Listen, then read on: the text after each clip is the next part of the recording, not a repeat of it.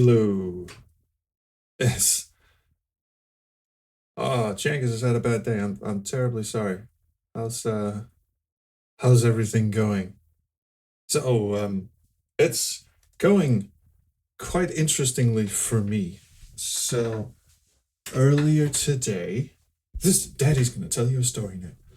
Earlier today, actually no, let me rewind. So yesterday we went to a thrift shop. Me, my wife, and my son. My son wanted a xylophone. He's become obsessed with musical instruments, and for some reason he's latched onto xylophones and marimbas and shit. So we said like, well, there's no music store where we live, but we can like go to a thrift store and see if they have like little xylophones, like little toy xylophones you could play on, and we actually found one. But also what we found was a really nice desk chair, really nice office desk chair. Because the one he's been sitting on previously is kind of shit. And so we looked at this office chair and we went, our boy deserves a better office chair. Because right now he's getting a shitty toy xylophone. So we're going to give him a nice office desk chair. And I buy it, pay for it, and I try to load it in the car and it just won't fit. So I very sheepishly have to go back into the thrift store and say, sorry, this shit won't fit in my car, at least not with everyone in it. So I'm just gonna have to take it, like, turn it in. Just here, take it back, please. And they were kind of like, and eventually they had to just go, okay, right, fucko, we'll take it back. And I felt terrible, really. Also because it was a very nice chair. Don't worry, we're getting to the microphone. It's part of the story. So today, after I pick everyone up from school and work and such, and I peel tonight's potatoes and shit like that, I go, do you know what? I should go back to the thrift store and get that office chair because it's a really nice chair. So I go back, I pay for it a second time, and there's only me in the car, so now I can like put the seats down and actually fit this fucking thing in my car. So I get the thing. And on my way out, I spot this cute little thing on screen. See, we're finally getting to the microphone here. So this lovely little thing, I spot this in like a glass cabinet off to the side, and it's actually I don't even notice this bit right here, the gold bit, because it's still got its little lovely hoodie on. But I look at it and I go, wow, that is a nice little number there. I already have a shitload of microphones, but you can always have more. So I ask how much for this, even though there is a very clear price sticker on it. No, actually that's a lie. I just go, hey, I'll take the office chair and I'll take this microphone. Now, bear in mind, this is a photo of like a kit, like a podcasting kit. So this mixing thing didn't come with it. This boom arm didn't come with it.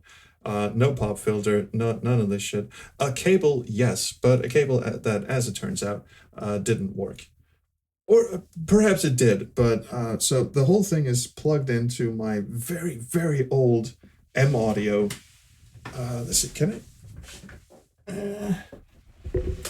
Should have enough cable here to perhaps show it. This is this must be like 20 years old, if not more. So it's an M Audio. What the fuck? What are you called? A mobile pre USB, and it's probably like Mark 1 or Mark 2. I hope me picking it up didn't just cause a catastrophic failure, because it has been through a lot. But it is the only thing in this house that will accept an XLR plug. So there we go. Plugged it in and turned on phantom power. Turns out this lovely little microphone, it's a condenser mic, so I probably should have guessed, but yes, needs phantom power. Luckily, this aging old M Audio can supply phantom power. Plugged it in, had a little wiggle around, little test. It turns out it sort of works at the same settings as the Yeti, but just in case things go absolutely awry, I still have the Yeti plugged in, and I can still like re-enable it. Just do a quick swap out, and we should be fine. So I've got both the Yeti and this new thing in. But I just want to hear from you guys. Does this sound okay? Because to me, after fiddling with the settings and pretty much applying the same settings to both microphones, pretty much the same settings to both microphones. After doing that, there's like the only difference is that I actually turned off de-essing and stuff like that for this microphone. There's a bit of de-essing on the Yeti because it tends to get very like very sibilant, very very crass in a way. So I kind of muffle that. But this one apparently doesn't need it. But to me, they sound sort of the same, really. Sounds fine. All right. Uh, well, anyway, that's my story. I hope you enjoyed that. So let's get on with tonight's program. Sorry, Zenny, that you're at work. Actually, I'm just sorry for anyone who's at work, really. No, they did not want 65 million for it. It was actually fairly cheap. It was like what is hang on. What is 200 Danish kroner in US American dollars? Like $30. Around $30. Which is it's not the worst price in the world, I feel. What does it go for new? I wonder. BM 800. It's not like top of the line or anything, but I wonder just how much it would go for like on Amazon. We get a puppy. Sorry. How about Walmart? What would Walmart want for a BM 800? Well, it's out of stock, but it comes with the whole kit and everything. $35. So basically, I got it for.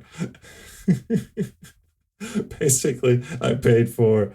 This is like almost full price. I suppose I probably did pay full price, if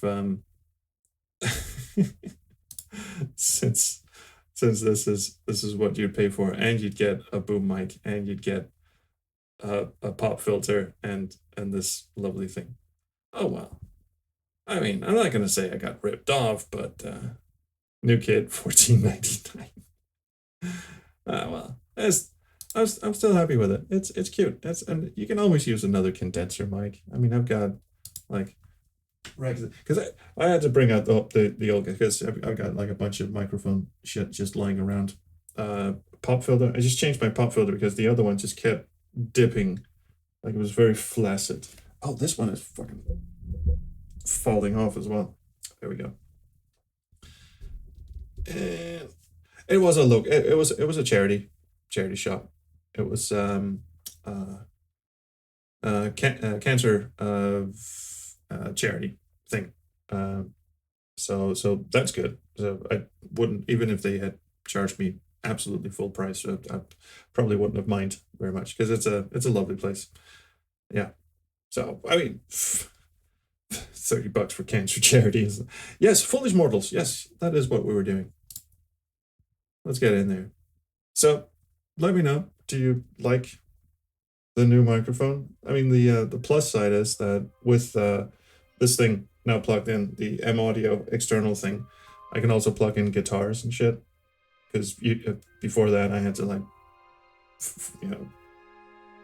unplug some things, put some other stuff in if I ever wanted to record guitar. Not that I'm good at guitars or anything, but hey, let's load this thing up. The local skip here has a big store and they're really expensive for stuff other people threw away. That sucks.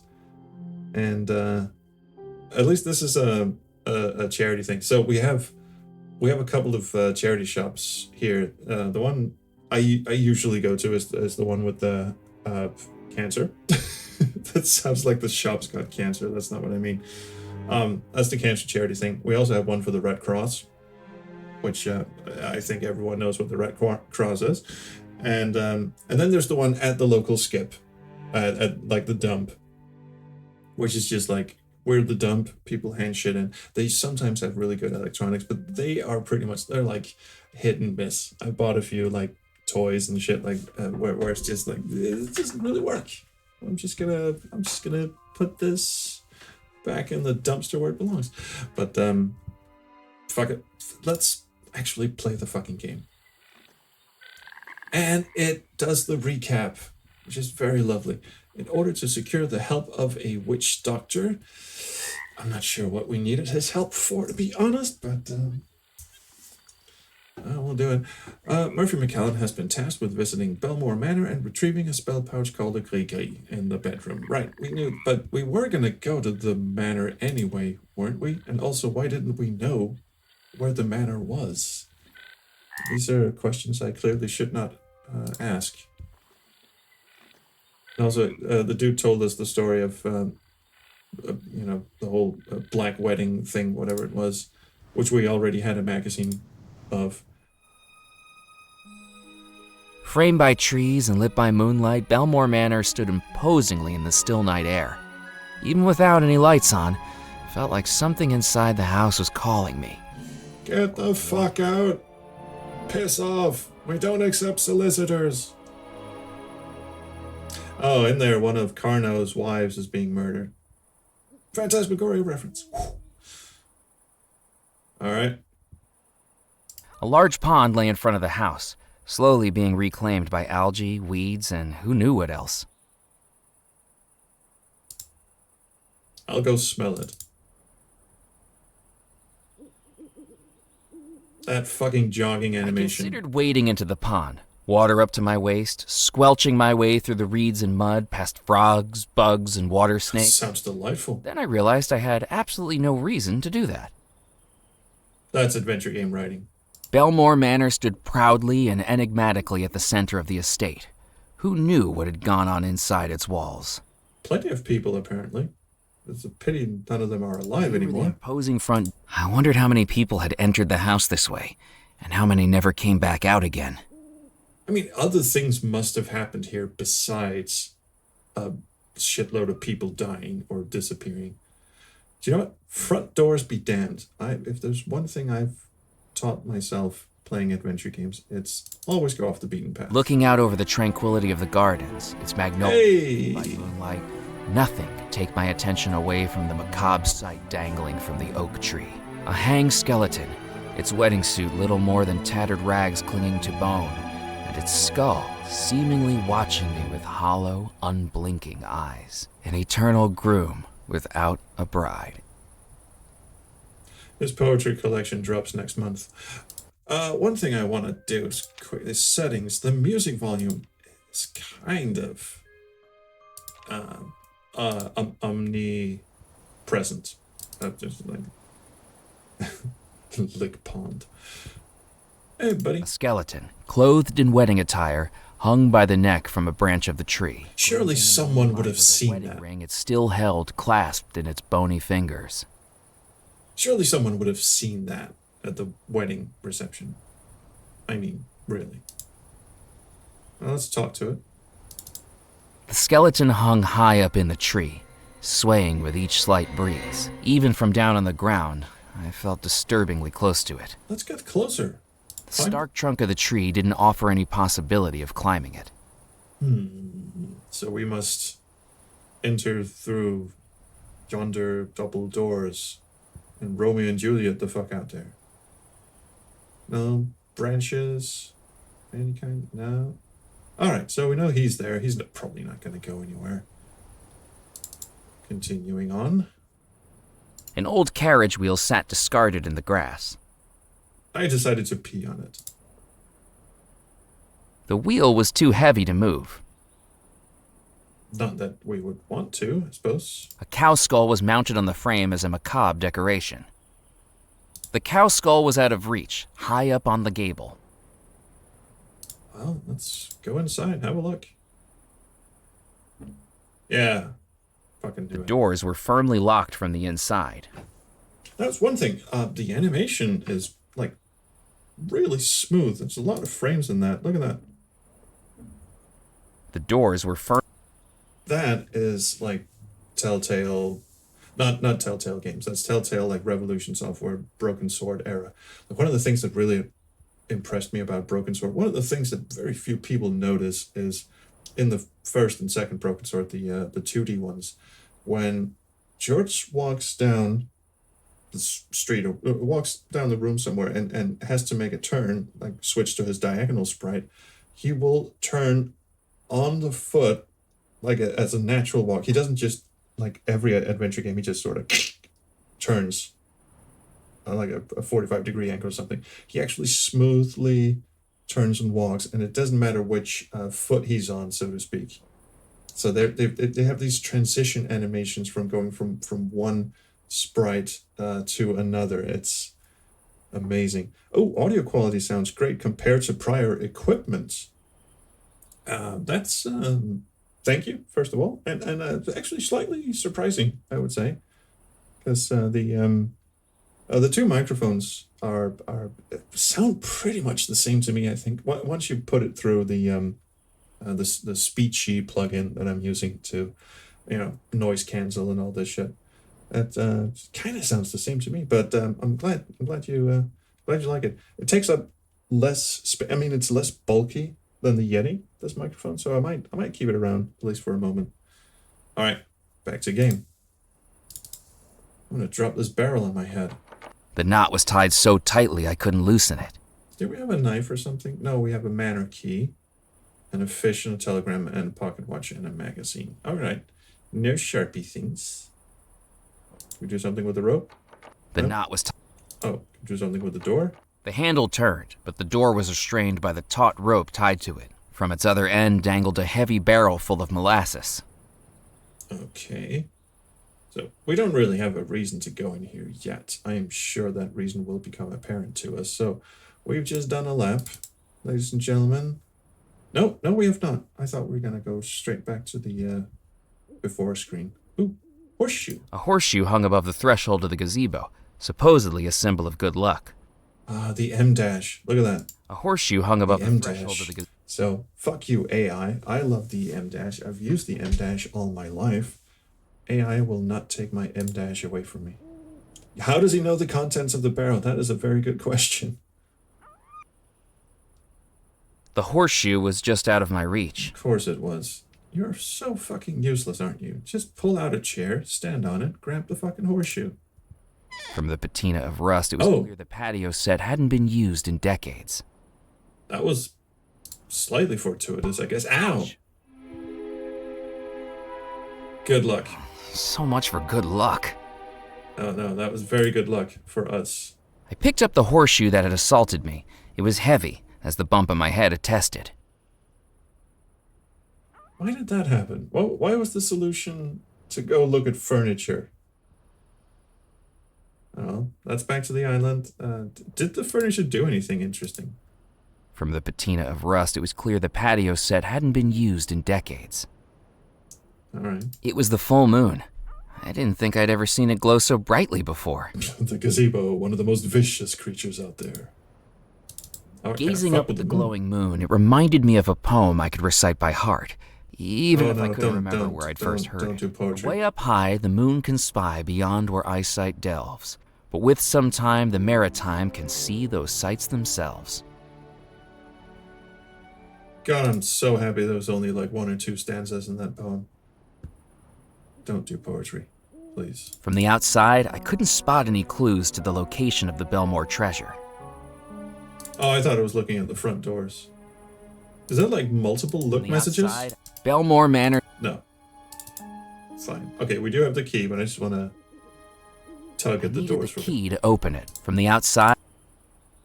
All right, key that. Yeah, the horseshoe fell down when I entered the gazebo. I like that it was like 2-pronged. Like first it like tilted a little bit, which made you think, oh, I can just grab it when I come back out, and then it just slammed on your head. With a deep breath, I placed the key into the lock of the house. Just like, I've been thinking about it was such a non-puzzle. All right, in we go. Here we go, lads. We may enter. It's okay. All right, you want me to do it for you? Hello? Hello. I don't know if I expected a reply, but with only an echo in response, it seemed like nobody was home. Ooh. I hope that was just the wind. It was just the wind. Huge paintings hung on the walls of the hall. I could see them with my back turned.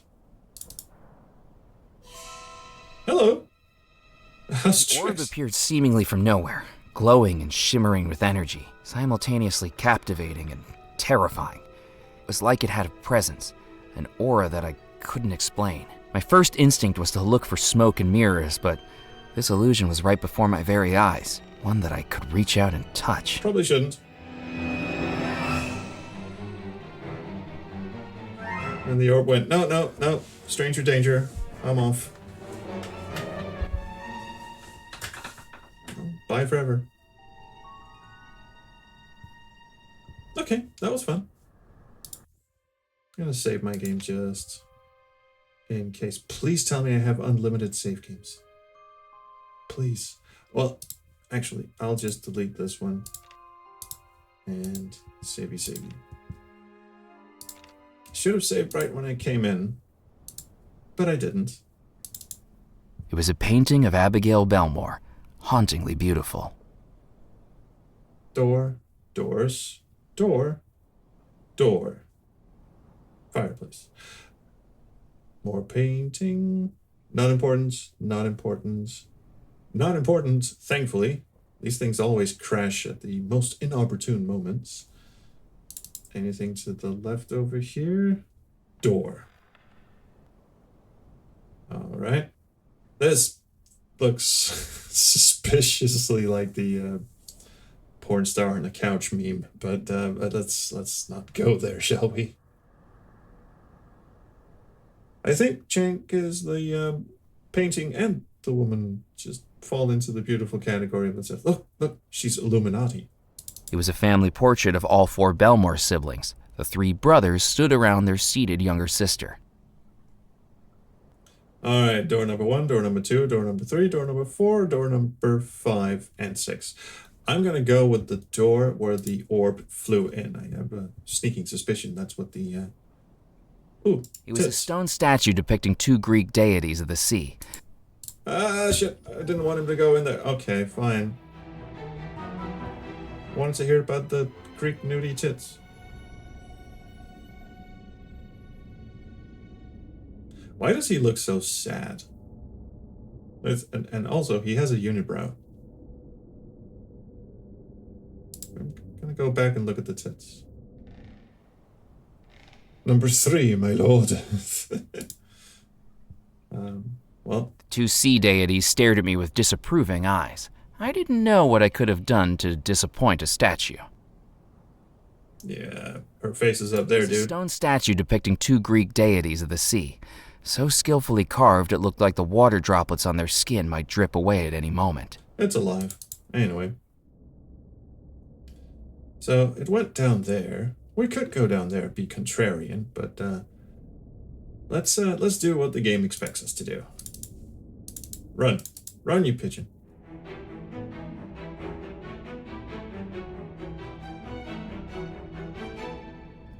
This was strange. I didn't remember seeing any lights on when I was outside the house. Dum, dum, dum. Let's ring a bell. I couldn't ring the bells from the hallway. Really? Why not? Affixed to the wall were 3 servants' bells, used to call the staff to different rooms in the house. That's a puzzle. At least it's going to be. Alright. I didn't do that. Oh, look, brothers and sisters, we've had a crash. Neato. Oopsie daisy. Honestly, wasn't expecting that. Well, I suppose neither were the devs, but back in we go. In order to secure the help of the witch doctor. Okay, so that's the same. Well, I guess this time we don't have to look at the tits. Maybe that's what it got very upset about. But we left and came back. The orb demands attention. Maybe it's because I double-clicked to run. This was strange. Because I double-clicked to run, but then I remembered but double-clicking also means escape to room. Just fast travel to room. Let's give this one a save. Just a little temp save. And see if it happens again. It did not. Just Walking into the room, I realized it must have been Abigail's bedroom. I was in the right place. Somewhere in this room was the Gree-Gree, and I needed to find it. What gives it away? The vanity? It's slightly presumptuous of you, I feel. It was a grand four-poster bed with a carving of a single rose on its canopy. The sheets lay flat on the bed, undisturbed for more than 30 years. The Gree-Gree wasn't going to be there. Didn't he say it was like under her pillow or under her bed or floorboards or shit like that? Ooh, ashpan. There's something in there. I see it. It's just I tried to lift the ashpan grate, but decades without use had rusted it in place.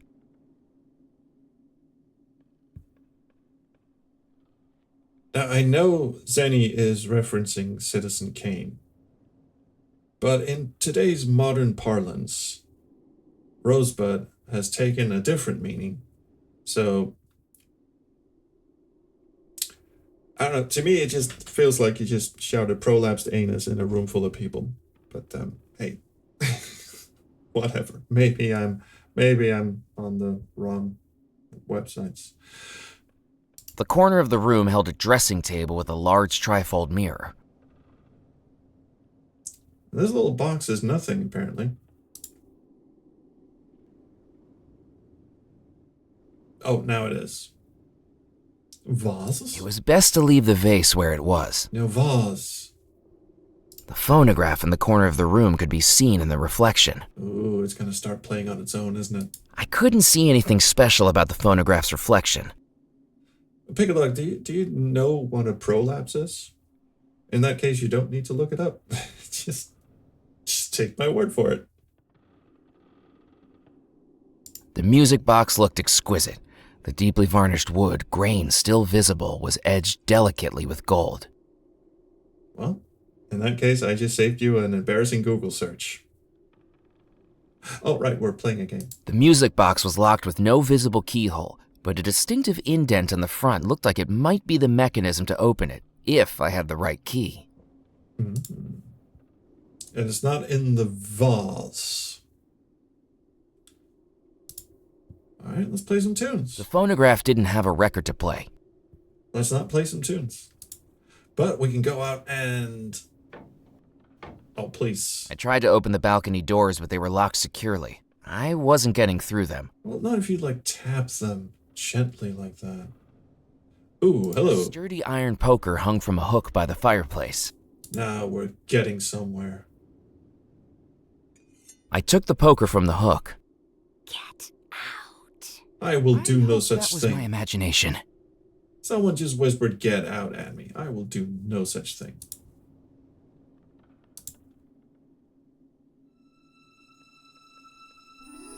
I wedged the poker in the grate, and with all my might, pulled.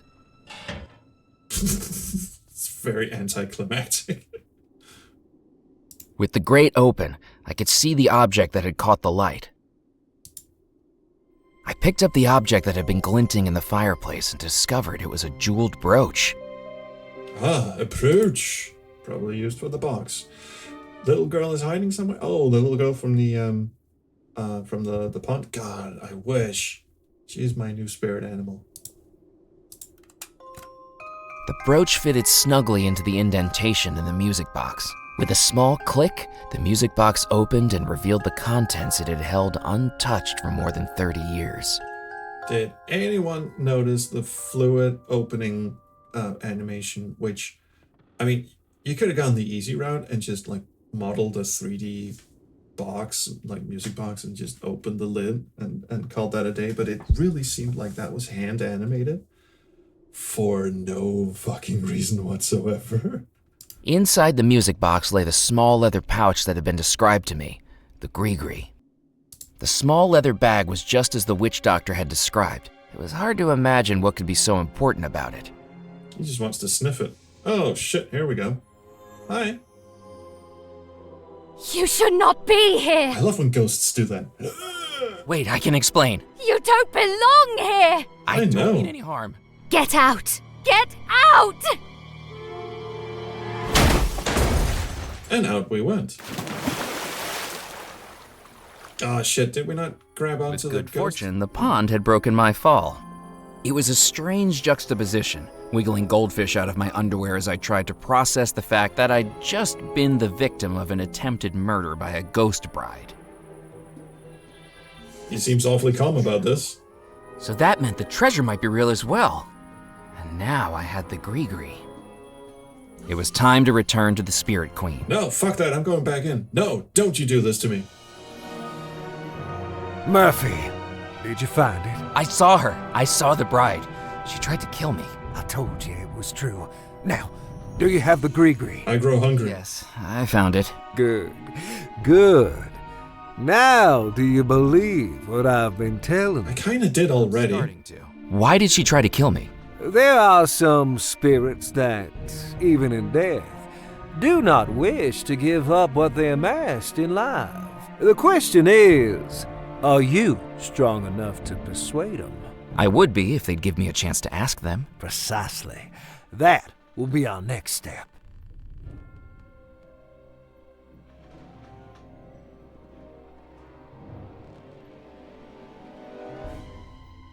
Yeah, this is some Monkey Island shit, A isn't it? manuscript for a voodoo spell? Oh, yeah. A spell to help me find the treasure? A spell to reveal those who know where it is.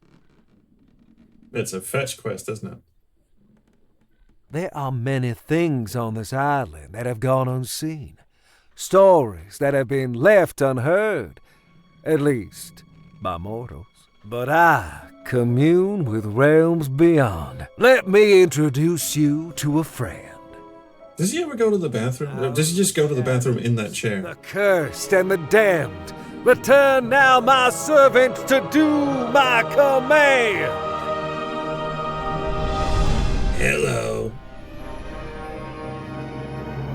Hey, buddy. Have returned to you, Master. God damn it, I've told you a million times. Put on some pants. Wishes to find the lost treasure of Belmore Manor. Tell him how this can be done. Well, first, you need to... Only inhabitants of the house know where the treasure lies, their spirits still within its walls, trapped between life and death. To ask them, those spirits must be pulled back to the mortal realm. Hey, my eyes are up here. What a spell will do, Murphy. A summoning spell to unveil the ghost trapped within the house. 7 ingredients. Oh God, 7. Tie closed and then unseal. Within the focus what may hide, this spell will soon reveal. Once you've collected all 7, we can summon the ghosts of Belmore Manor. Once we've summoned the ghosts, we can ask them exactly where the treasure was hidden. I don't think they'll tell us. Be gone. Alright, I'll be back. Next lunch break.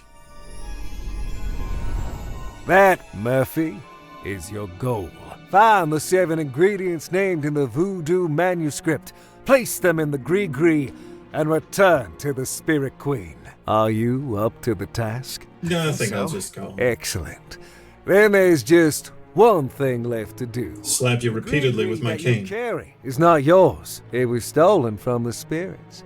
And an artifact of voodoo will only work for its rightful owner. To be used, it cannot be stolen. It can only be bought or traded or inherited. Fortunately for you, the spirits and I are willing to make a trade for something symbolic of your spirit. The spirit that yearns. He's scamming us right now, isn't he? If you want the gree-gree to be rightfully yours, what do you have to offer in exchange for it? It's not yours either. I stole it from a house. Shouldn't I be giving the ghosts of the house something in return? I do declare. It's basically the same puzzle as Monkey Island 2. And also, yes, the whole... They're not gonna fucking tell us where the treasure is. You're absolutely right.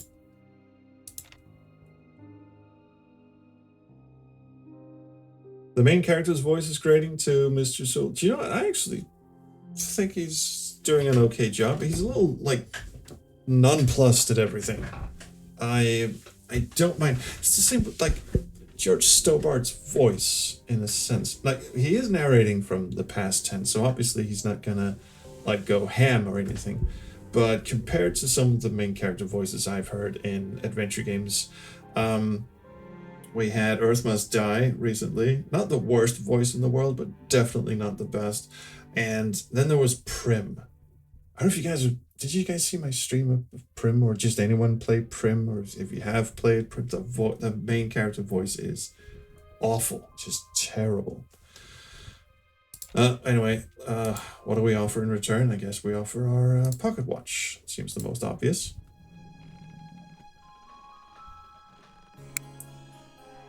What about this? A pocket watch, a symbol of the life that doesn't satisfy. My fucking company gave it to me. Time. Dare you give it up? I think I can do without it. Then cast it into the spirit pool. What, were that thing peas?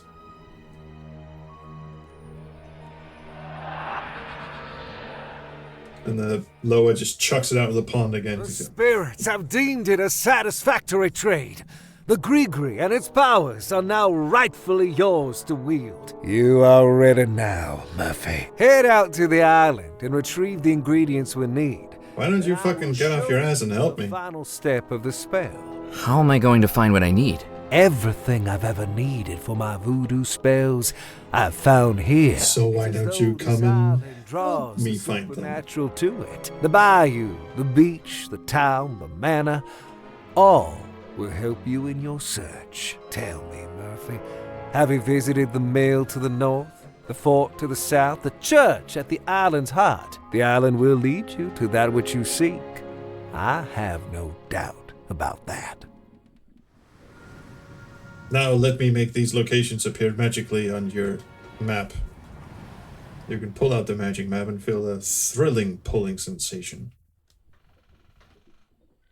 Alright. Let's just go down the... Oh, is it the voice of Marty McFly in the Back to the Future games? Yeah, he's really good. So, yeah, I don't hate him. Not in the slightest. A little nonplussed at most of the things going on around him, but I'm strangely okay with that. It could have been worse.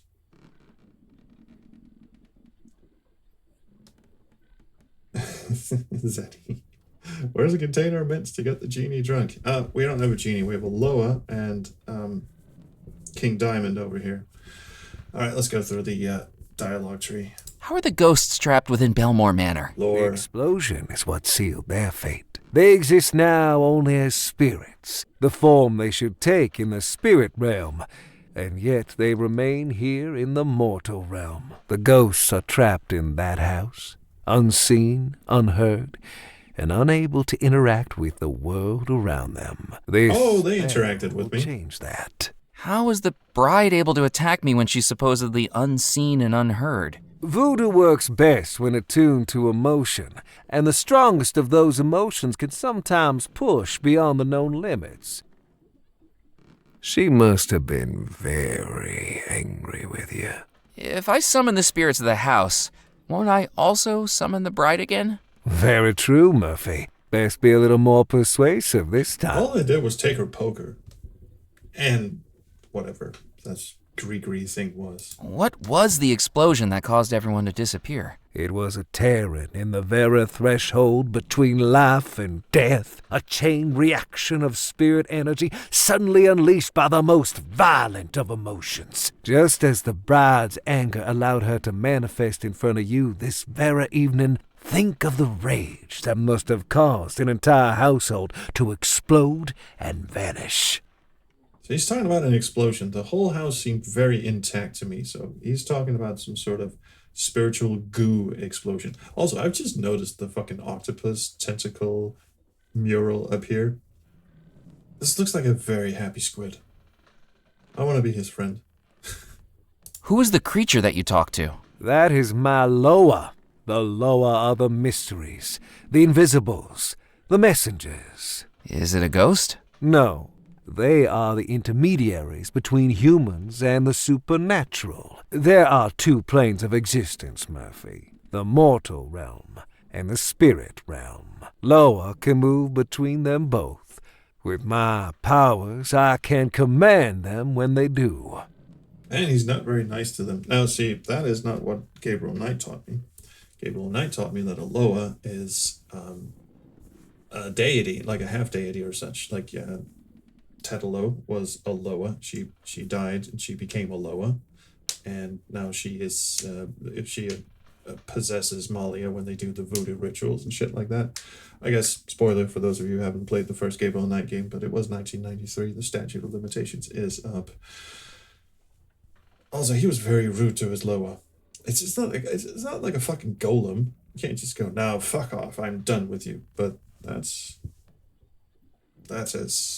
his jam, apparently. How did you learn voodoo? I have always been adept with the mystic arts. Just as you dream of treasure, Murphy, I dream of power. Man, clean I came shorts. to Devil's Rock many years ago, drawn by its voodoo energy, and no sooner than I arrived, the spirit realm began to reveal itself to me, pleading for me to be its master. Full of shit, aren't you? Now, also, did he just sit here all day long? Like, just imagine this dude doing laundry, getting up in the morning, putting on his face, like making sure to doff his hat and put on his Michael Jackson gloves, and just sit here and just wait for people to show up. Is that what he does? Why is this island such a focus of voodoo energy? I suspect the answer to that question already lies in what you're seeking. Okay, that's a non-answer. What's this riverboat we're aboard? This is the Spirit Queen. It used to be a pleasure boat, plying the rivers around the island, a den of drinking and gambling. That's how I came to own the boat. A lucky game of chance. But between you and me, Murphy, it's a lot easier to win when you have spirits to control the roll of the dice. It sounds like you cheated. Fate was always gonna bring this boat to me. I just hurried it along. He's a grifter, moving from town to town. Do you keep an alligator as a pet? That's right. My dear old Mephistopheles. He's taking a Bright as dip. bat, but with the smell of a bloodhound. Good thing he's chained up safely in the boiler room. No, he isn't. He was out on the jetty when I was trying to get aboard. Where is he now? Swimming in the bayou. Oh dear, not again. I thought Mystic fellow over here had to be able to see where his fucking pet alligator was. I'm going to go and find the voodoo ingredients. Hurry back. Don't you fucking rush me.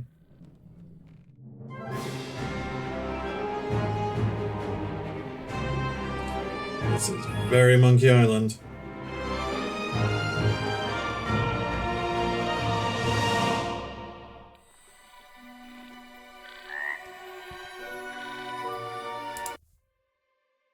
Chapter 1, The Three Trials. Alright, so I did save here. Okay, I'm gonna save this one and then we'll start juggling shit. Because if it only gives me 1, 2, 3, 4, 5, 6, 7, 8, 9 save games, I'm going to be very upset.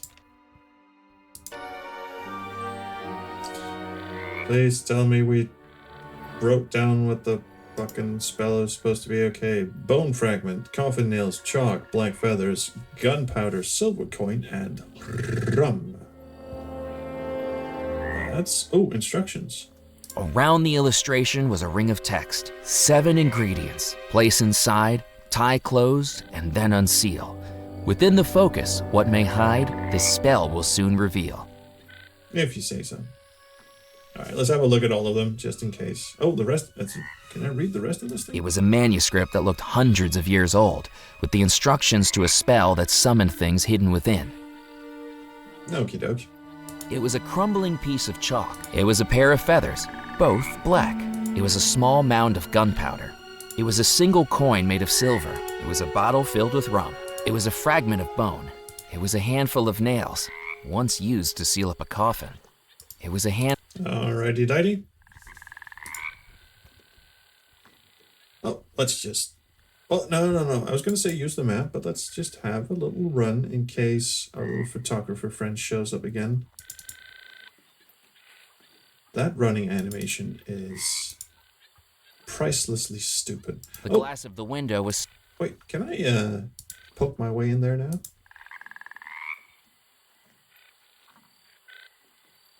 Heck yeah. With a bit of elbow grease, I levered up the window frame.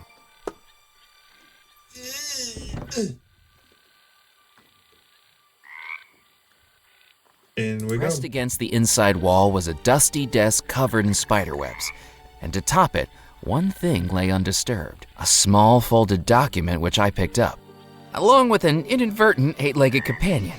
Ugh! Ghost stories and haunted treasures I could handle, but spiders gave me the creeps. Well, hello, captain's license. Cornelius Knott. Having been by them this day duly examined. That is a sentence.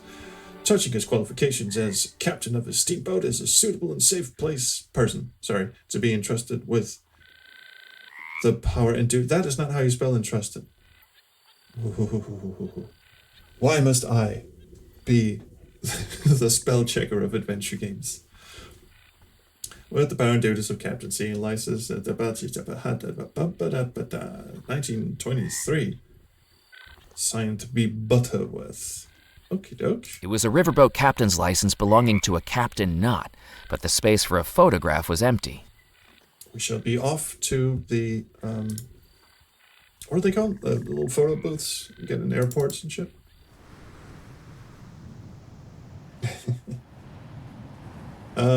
Eeny, meeny, miny, fuck you. It was a ramshackle chicken coop with infrequent clucks emanating from within. That was a bit of a forced sentence, wasn't it? Cluck, cluck, buck, buck, buck, cluck.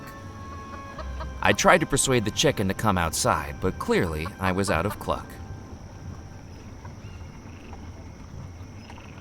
Oh, that hurt. Also, just imagine like Francisco Gonzalez in the director's chair going, yeah, okay, we need 10 takes of that. No, 11. No, in fact, do it again. A pile of rotting wood lay at the side of the path. Yeah, the chickens ganged up and clucked him up. The wood was old and rotting. It wasn't going to be of any use. And who knew what critters might have made their homes inside the pile? Spiders? The mill incorporated a wooden water wheel that turned in the current of the water channel, presumably driving some kind of gear inside. Oh, let's go see if anyone's home. The inside of the lumber mill smelled like sawdust and grease. Judging from Two the favorite overgrown things. weeds, it clearly hadn't been used in a long time, and yet the lights remained on. Or ghosts. What's this thing? I A see. handheld auger was slotted into a tool shelf on the wall. I don't know what that is. I picked up the auger from the tool shelf. Oh, it's It a was a small corkscrew. metal tool used for drilling holes by hand. Thank you. I honestly did not know what that was. Despite the age of the mill, the buzzsaw still looked sharp and scary. Let's go touch it. I didn't want to touch it. Oh, come on. I hadn't seen something with that many scary-looking teeth since Old Lady Malloy's German Shepherd got loose on my 10th birthday. So yeah, I like that. It's a bit of character, a bit of backstory. He could have just gone, no, too sharp, don't wanna. But yeah, the writers went the extra mile. Sometimes, very occasionally, a bit too long. Like emanating from within is always a strange phrase that sort of belies 4 a.m. I want to sound poetic, but my brain has melted, kind of thing. In the middle of the room was a large sawmill. Okay, I'm gonna skip some of the look at messages and such. We can all read, I think. I looked over the machine, but I couldn't find a way to turn it on. Why would we need A to? large round beam rotated slowly, and All right. the beam looked to be driven by the water wheel outside. From the multitude of wires fanning out from the top, it was presumably hooked up to a generator. Yeah, let's go up and have a look. Oh, lamps for new. Nope. Nope. Nope.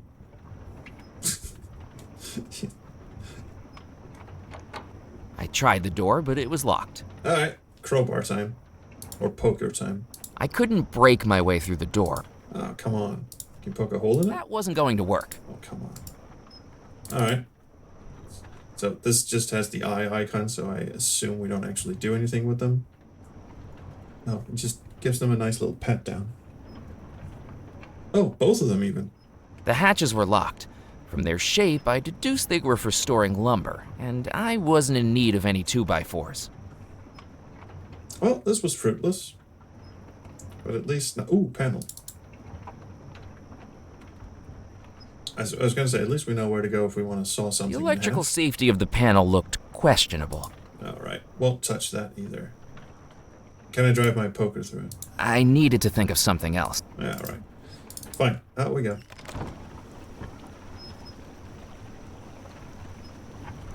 So, I could, like, maybe stop the water wheel and turn off all the electricity, but why would I do that?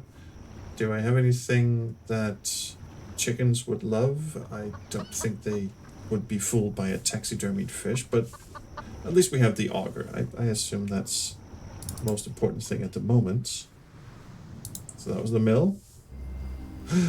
Churchy time. Cemetery. Let's go hang out at the cemetery or inside the fairly small looking church and more cemetery and fort. Distance, I could see the island fort. The lighthouse light was off. Not for long. Alright, cemetery first. Oh, an NPC. How thrilling. Well, we can get one of the ingredients, surely. We're waiting for the cutscene to finish. And it's finished. Oh, he's distracted. Can I have? The tin was full of nothing but holes. The tin was full of nothing but holes. Oh, shit. I accidentally clicked twice. Well, his back is turned. Let's steal the bellows. I stole the bellows. Now I'll blow gently down his neck. A shabby-looking coffin lay unceremoniously on the rickety table. Pull the screw jack. Tumble that shit out. Why are we doing this? Why are we just robbing the fucking dude? Is he not gonna notice anything? We're getting a lot of inventory items. Can we just break the table and just piss him off for no reason? With the jack removed, the table rocked freely. Why are we doing this? Why are we doing this? I'm gonna save my game and talk to him.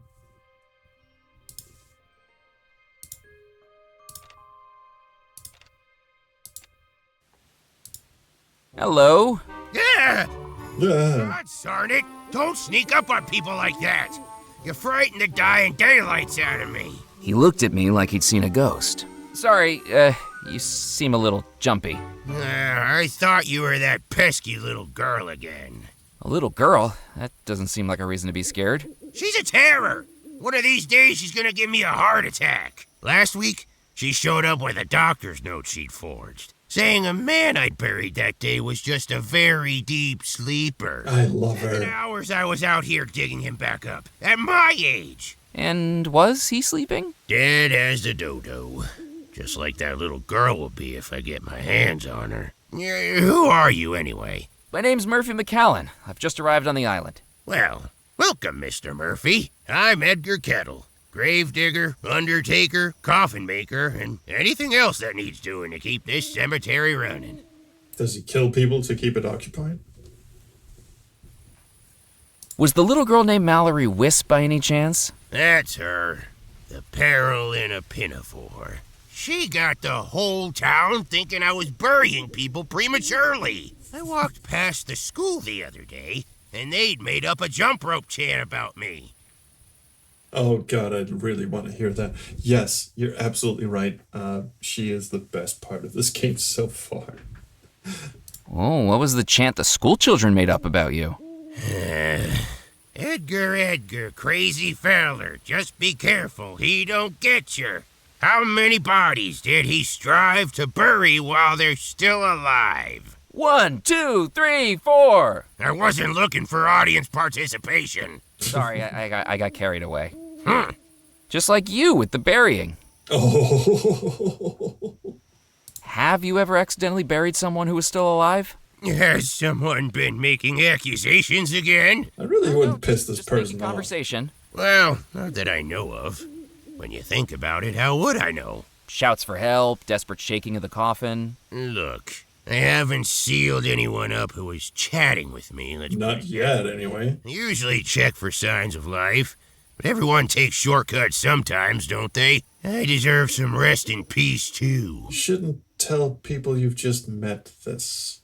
And also, didn't they used to bury people with like a little bell on top of the grave and a string that went into the coffin, so if the person was alive, they could just ding ding ding and be let out? I seem to remember that was a thing at some point. Oh God, we can knock joke him. Knock knock. Who's there? Hopefully not the guy in the coffin. Not funny. Kind of funny. Did you make this coffin? I sure did. But this is no more than a pauper's coffin by anyone's standards. The finest the parish pension can buy. Lock them in lumber, leave them to slumber, that's what I say. This will end up 5 feet under by the end of the night. I thought it was supposed to be 6 feet. You're not the one doing the digging. 5 feet means I get a tea break. Have you got any spare coffin nails? No, I don't have any to spare. I've got a backlog of bodies begging for burial. Does the parish increase my funding? Nope. The roof's leaking, my table's broken. I've used floorboards to build some of the coffins. Take my advice. Don't go into this line of work. Undertaking is a dying business.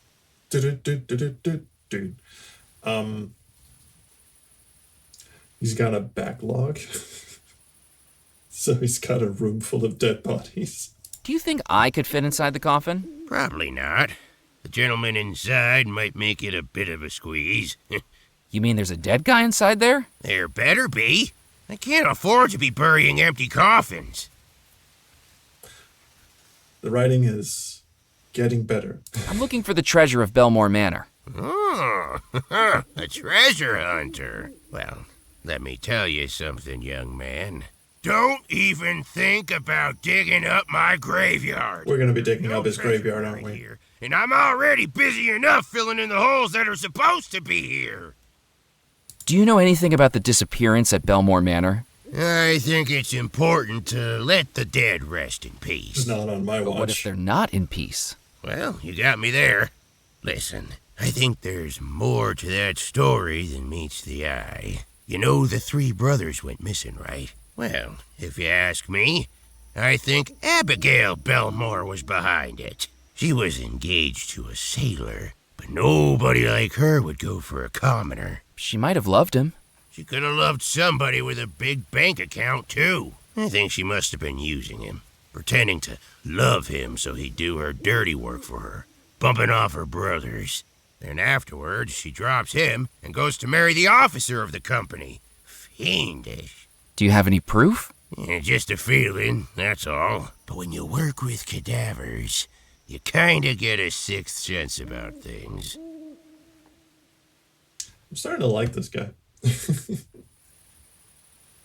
What do you think was behind the disappearance? Well, the sailor must have found out he was being manipulated, right? Done something to get his revenge.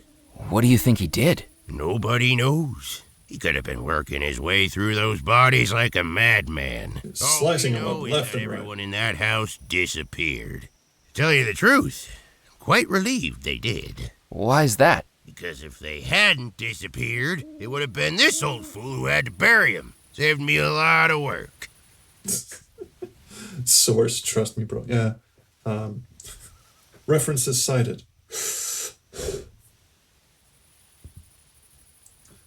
Exactly. I wasn't going to, but I'm going to dig up your graveyard even harder. I best be running along. Don't drop dead. I don't want anything else on my to-do list. Nails, you say? Well, the coffin's full of them, and we have no morals or scruples anymore, so... Bag a hole in it? The gentleman inside the coffin was long past needing air holes. Ooh. Do they have, like, hot inventory on inventory action? The gravedigger definitely wouldn't have been happy with me prying up the lid of the coffin. But could have been fun. I thought I'd keep... Okay, so not hot inventory and inventory action on everything. Brooch? I didn't think... Oh. Screw Jack. Oh, come on, what has Jack done? And we go over here. Ooh, graves. Special I graves. scanned the headstones for anything of note, but didn't know what I was searching for. Not yet. We shall indeed be digging this place up. Yes, we shall. Mark my words. Oh, Embedded into the stony hillside was a large, intricately carved crypt with a decorative geometric pattern on its stone doors. well, that doesn't look out of I place at couldn't all. see any way to open the crypt door. Not a doorknob, not a keyhole. Whoever sealed this up intended to seal it up for good. All right, fair point, Jankus. Jack wasn't innocent until caught, so yeah, that Jack can go screw himself. Does the brooch work? Because this might be... That wasn't going to work. No, I was just thinking, like, put that in the center, door magically opens for no fucking reason. The graveyard was dotted with headstones. All right, well, we were almost solving a puzzle over here, I feel.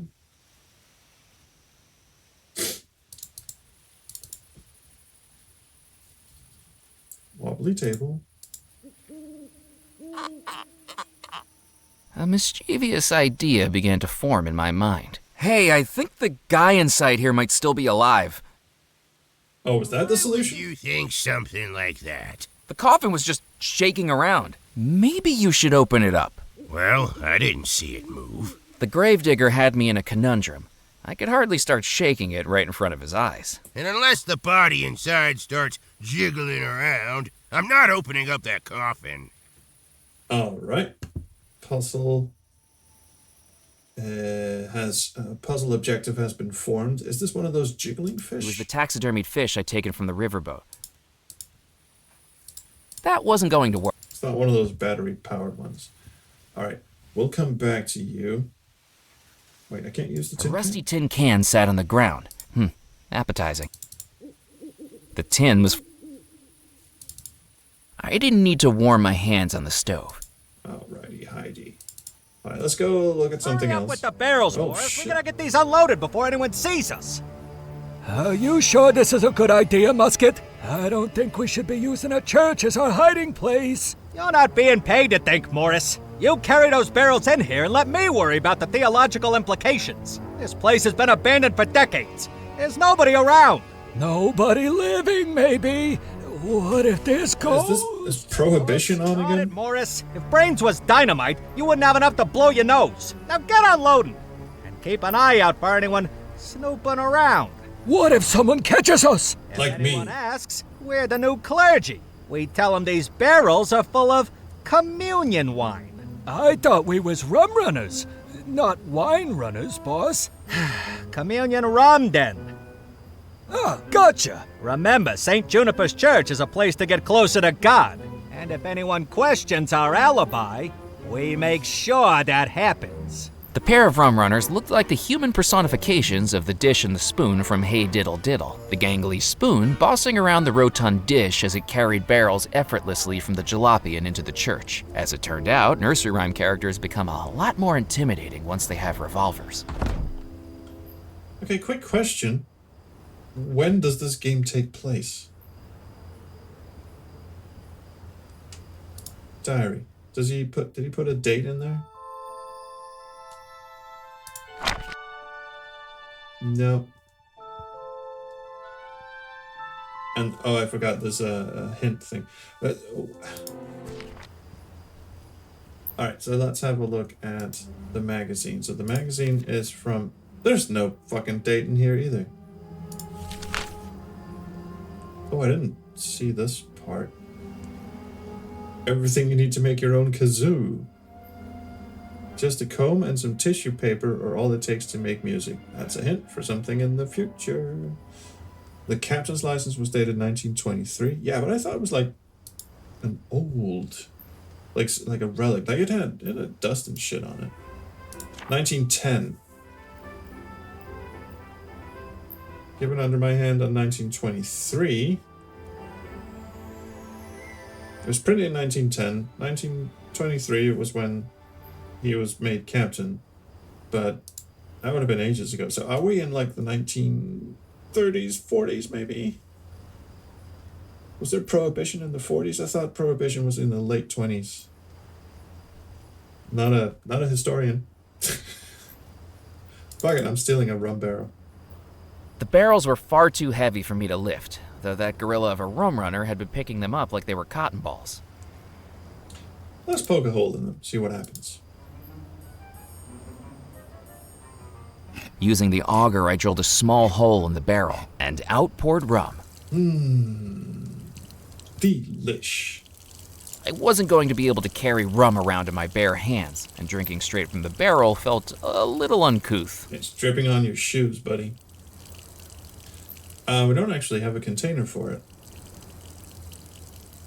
Can we not just use the...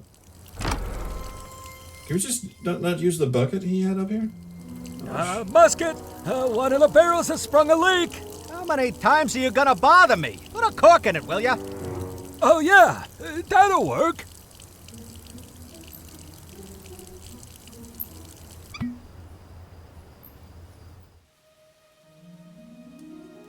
Still can't get the tin tin was full can? of nothing. Oh, because it's full of holes. Yeah, alright, that makes sense.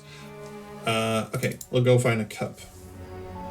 So now we know where to get rum. Could just drive away with it, I suppose, but let's not and say we did. We probably shouldn't go inside the church. Alright. Last location, fort. On the wall of the fort was a rusting metal plaque attributed to the Devil's Rock Historical Society. A pigeon is going The to plaque shit on read, it. Fort de l'Amour. No public access. For further information, please contact the lighthouse keeper. Fort de la Mort. The Fort of Death. Oh, fuck it, let's go in. Oh, hello, gunpowder. Cheerio, Miss Sophie.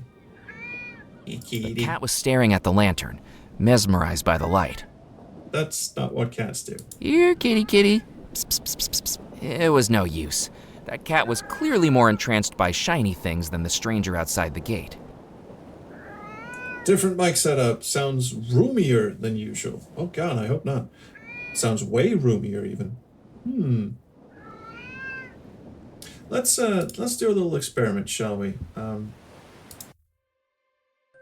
Quit to title screen. Let's do a little experiment here. Okay, so I got new mic perched in its little stand here, but I still have Mr. Yeti over here. So I'm gonna hold him roughly where the other microphone is. I'm using this hand because I have to operate the mouse with the other hand. So I'm holding him here. He's roughly the same distance to me as the other microphone is. I'm gonna swap microphones in 3, 2, 1. Hello, boys and girls. This is the other microphone. This is the Yeti. This is the old Yeti, the one I've been streaming with for the past 9 million years. And this is the new mic. So, any preferences? What the fact that you said roomier kind of makes me a little nervous. Again, is this less roomy? Or back to the Yeti now? Yeah, like that. And back to our good friend, our new friend, sorry. So, based off of that minute little test, what say ye? New mic, or technically, thrift mic or Yeti mic?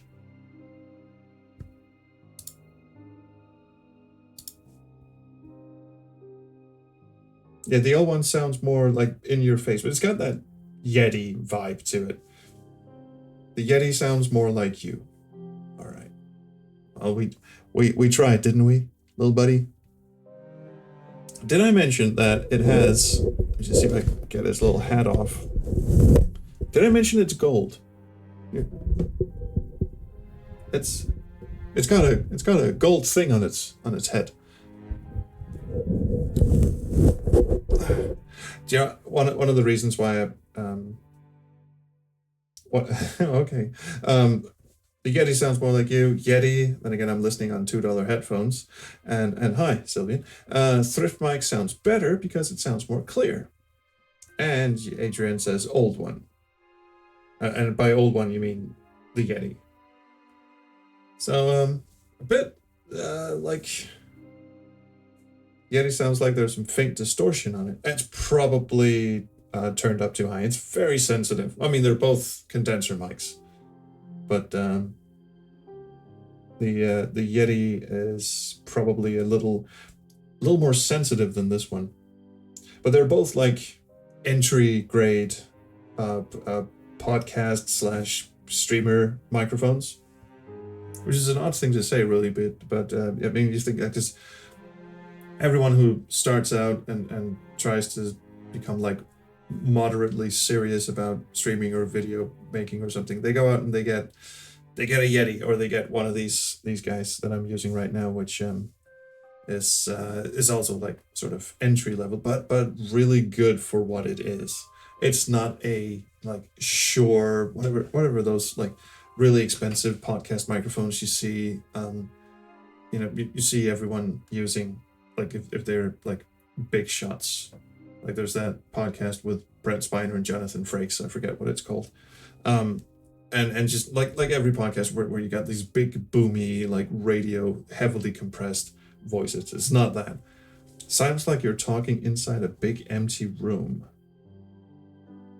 That's strange. Did I not enable the speechy plug-in?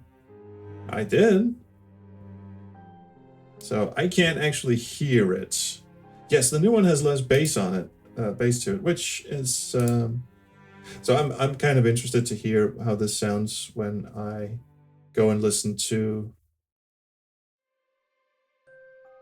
because the one thing it did not have when I was testing it was reverb. What it did have was it was slightly less boomy. But okay, I'm kind of excited to go and listen to the VOD after we're done here, because one thing I don't want is roomy. Now there is, do you know what? Whoopsie daisy. Wait, can I monitor it now? Oh, hello? No, I thought I could monitor the microphone. Anyway, let's take a quick detour. Let me show that. And all right, I'm gonna exit you for a moment here. I'm just gonna temp save you here. Whoop, whoop. Yeah, because now we're into some deep shit. We'll take a little intermission here, and I'll show you. Here we go.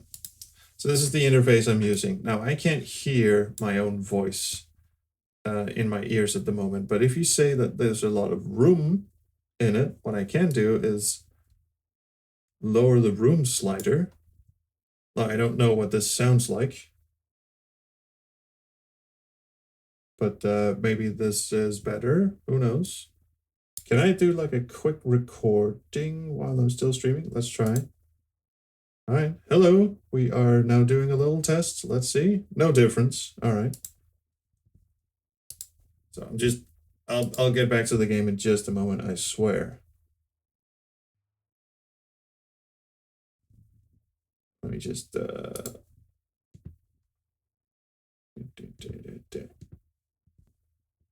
all right, hello. We are now doing a little test. Let's see. No difference. All right. See, that is not what it sounded like when I did my test earlier. That is a little troubling. The room you're in has reverb. Yeah, but when I recorded a test earlier today, that is not what it sounded like.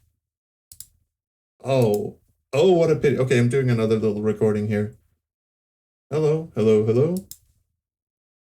Because it sounded pretty much the same. Oh, what a pity. Okay, I'm doing another little recording here. Hello, hello, hello. All right, that is terrible. That is not what it was supposed to sound like. Huh. Okay, that is weird. Since when did it decide if you turned off special effects? No, what I did was I actually did recordings of, in OBS, I did recordings of the two. And it sounded nothing like this. It sounded pretty much the same. Oh, that is so weird. Well then. So you're an unpredictable little sort of fellow, aren't you? So I wonder what that's all about. Well, anyway, that shouldn't disrupt our little session here, but ooh, that fills me with dread. So if I enable this, that does not. It sounds like a webcam mic and not a condenser. Well, that sucks. All right, further testing is needed. Now, what I can do is give us 2 seconds here.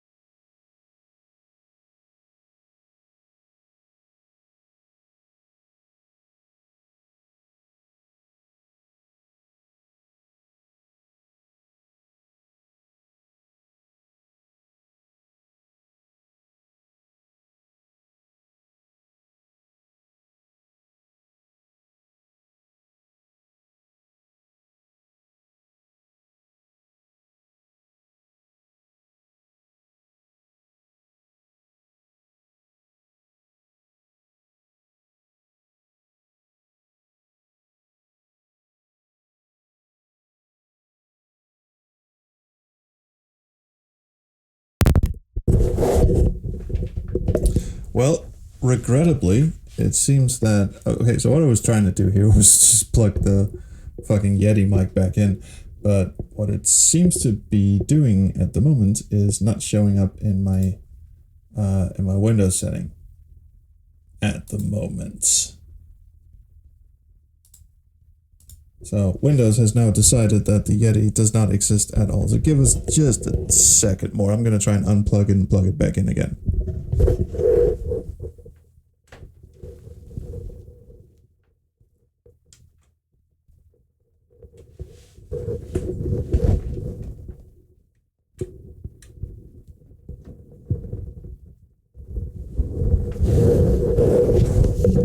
Windows is just a piece of shit about this sometimes. Alright, did the Yeti show up? Yes, it did. And there it is. Good. See, why would it do that? And we'll turn this one off. And we're back to Yeti territory. Is that better?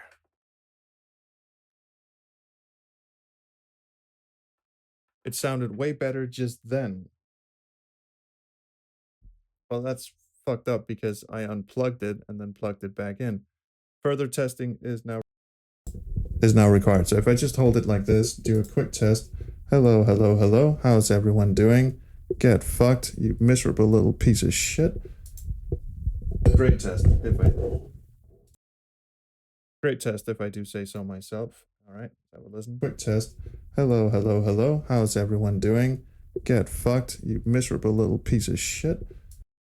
So is there like a side of the microphone that you're supposed to talk into? I don't know. But maybe it's just because I was closer to it. So the mic was further away from me. All right, well, let's just have a quick little listen to see if the volume lower of the Yeti. Oh well, let's it does seem a little bit lower, doesn't it? Let's have a listen to that. Quick little listen to see if the yes, that does sound quite a lot lower. Let's go have a quick look inside this one. See levels. Maybe bump them up to here. Is that too much? No, that seems about right. We could just blast it up to full, couldn't we? Is that better? There we go. I think that's about it. And then I'll just bring it up to face level here. Like that. Maybe this pop filter is just so amazing. Seems okay, like before the switcheroo. Alright, last little test. Let's see how this sounds. Do. Alright, last little test. Let's see how this sounds. Do.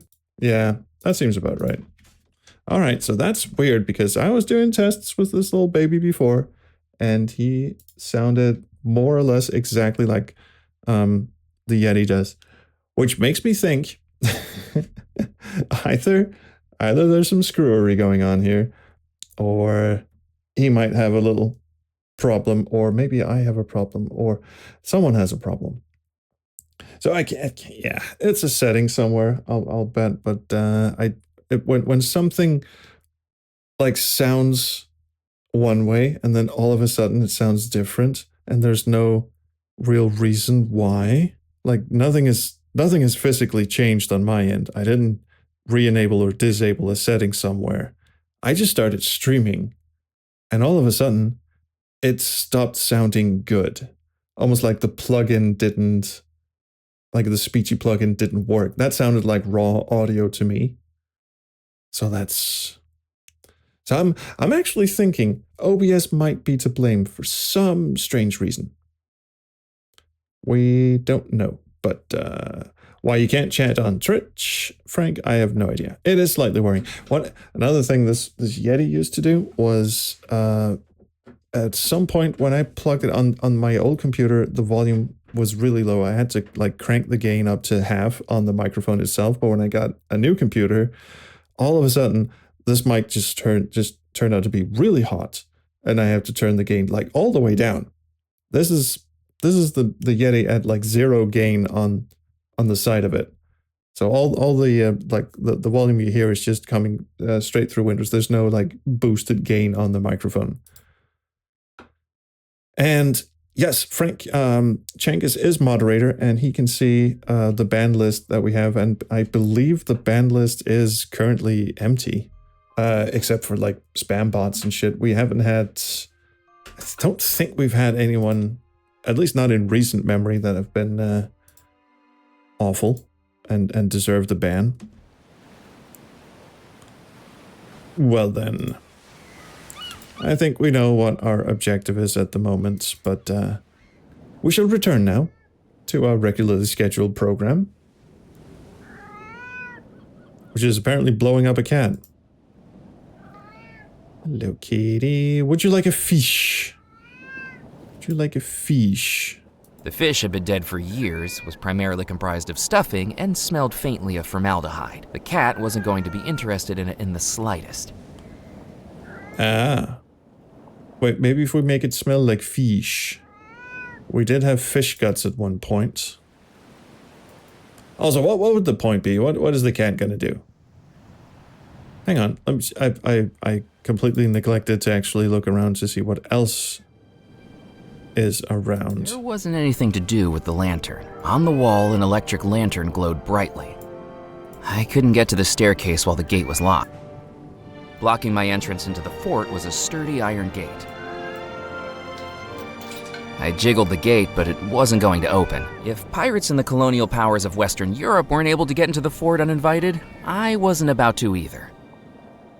So the poker is out. Okay, just blow the cat. Wasn't going to be interested in that. You just blow some air on him. That'll get rid of a cat.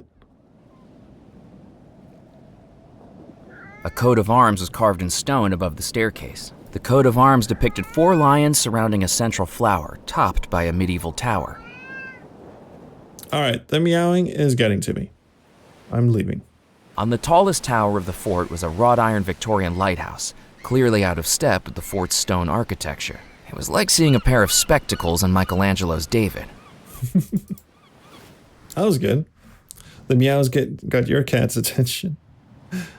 That's good. Oh, how are you finding the game? Played the demo a while back and was thinking of getting the full game. So far, I'm actually having a pretty good time with it. It's a little derivative. It's basically Monkey Island meets Broken Sword at this point, with a little bit of Gabriel Knight thrown in because we've got some. Well, actually, no, not Gabriel Knight. Monkey Island had plenty of voodoo to go around. So yeah, it's Monkey Island meets Broken Sword. So it loses some points of originality on that. And it wears its Monkey Island inspiration sleeve, Monkey Island inspiration fairly obviously on its sleeve, even though it's sort of thing like, it's not like outwardly going, hey, I'm just as good as Monkey Island or anything. It's, when I say wears it on its sleeve, it's like they tucked it under their sleeve, like under a longer sleeve jacket or something, but it's like poking out of the sleeve kind of thing. So... yeah, the game is not annoying by any stretch. It's it seems fairly innocent in a way, and the presentation is nice. The graphics aren't like overly complicated. The town. Let's go back to the town actually. The town, at first glance, seems very like busy, but not as busy as the one we played, Warlight, where everything was just a mishmash and you couldn't make anything out. But hey, the voice acting is good, the writing is good, the puzzles seem to make a decent amount of sense so far. A bit on the easy side, I would say, actually. So far, we'll see how that goes. I'm going to save my game here because it feels like we are about to get up to some new tricks. Because this door is now open. Oh, my second customer of the night. I don't know if I can handle such a rush. Welcome, young man, Okay. to Bloom's Jewelry. Oh, the riches to fill your breeches. Jewels, silver, gold, the finest things for you to behold. Stop Who do I have rhyming. the pleasure of meeting. My name's Murphy McCallan. Oh, a pleasure to meet you. My name's Jasper Crumb, owner and proprietor. Are you looking for something valuable while you're here on the island? Funnily enough, I am. Is there a special someone in your life? Looking for an apology gift, perhaps? I've sold more missed anniversary necklaces and drunken fumble earrings than I can count. Making a lot of no, assumptions I don't here, I even think. know that. Then how about something for yourself? You look like a working man. Could I interest you in a pocket watch? Actually, I had one up until about an hour ago. Traded it to a glowing green guy for a magic pouch. As the words left my lips, I realized I sounded like a character from Jack and the Beanstalk. Pardon me? I'm just here to browse. Browse away, young man. I'll be here if you need me. Suspiciously placed microscope. It was an expensive-looking jeweler's microscope used to inspect gems and jewelry up close. The overworld map is very Monkey Island. The art style is very Broken Sword. That is exactly it. The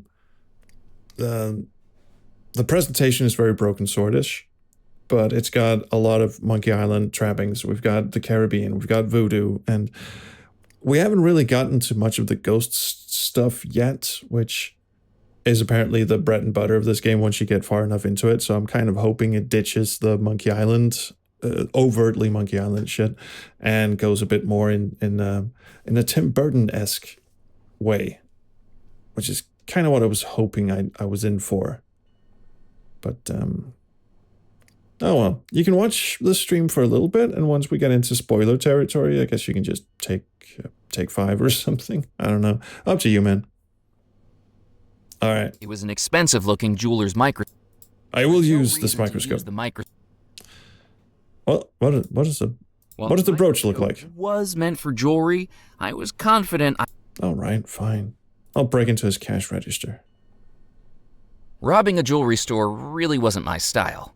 Did you see that, by the way? This is what I was talking about earlier about the broken sword walking sprite. So you see, when he turns, which he didn't do right there, like there, you see him like sort of twitch around as he's trying to find the right walking sprite. Now he's running. So obviously there's nothing wrong with that. It looks perfectly fine. You won't even notice it unless you've played Broken Sword, where he has that very smooth turning animation every time his sprite turns from like straight walking to diagonal.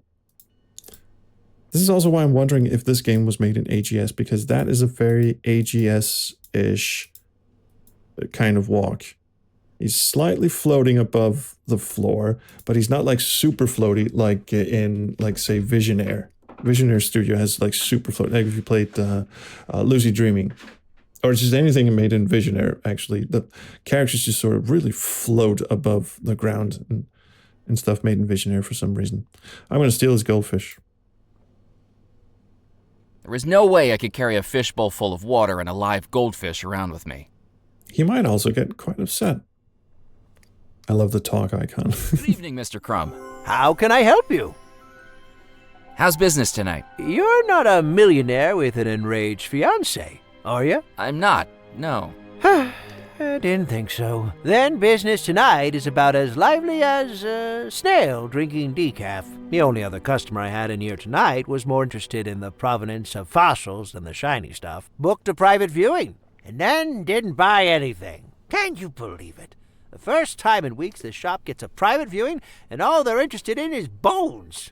You sell fossils, too? I sell all the treasures of the earth. If it's under the ground and I can sell it, I'm interested. I hear Burke and Hare had the same philosophy. I don't know who they were. This is kind of interesting because you would think the bone part of the voodoo spell would be coming from the graveyard, but evidently it's going to come from this dude. What are you selling? We specialize in jewelry and precious stones. Rings, necklaces, earrings, and brooches in this cabinet to my left. Gems, geodes, and fossils in this cabinet to my right. You'd be surprised at how much of an impact some stones can make. My family can tell you that. We also offer a free polishing service on all purchases from the shop. Just bring it in and we'll shine it up for you.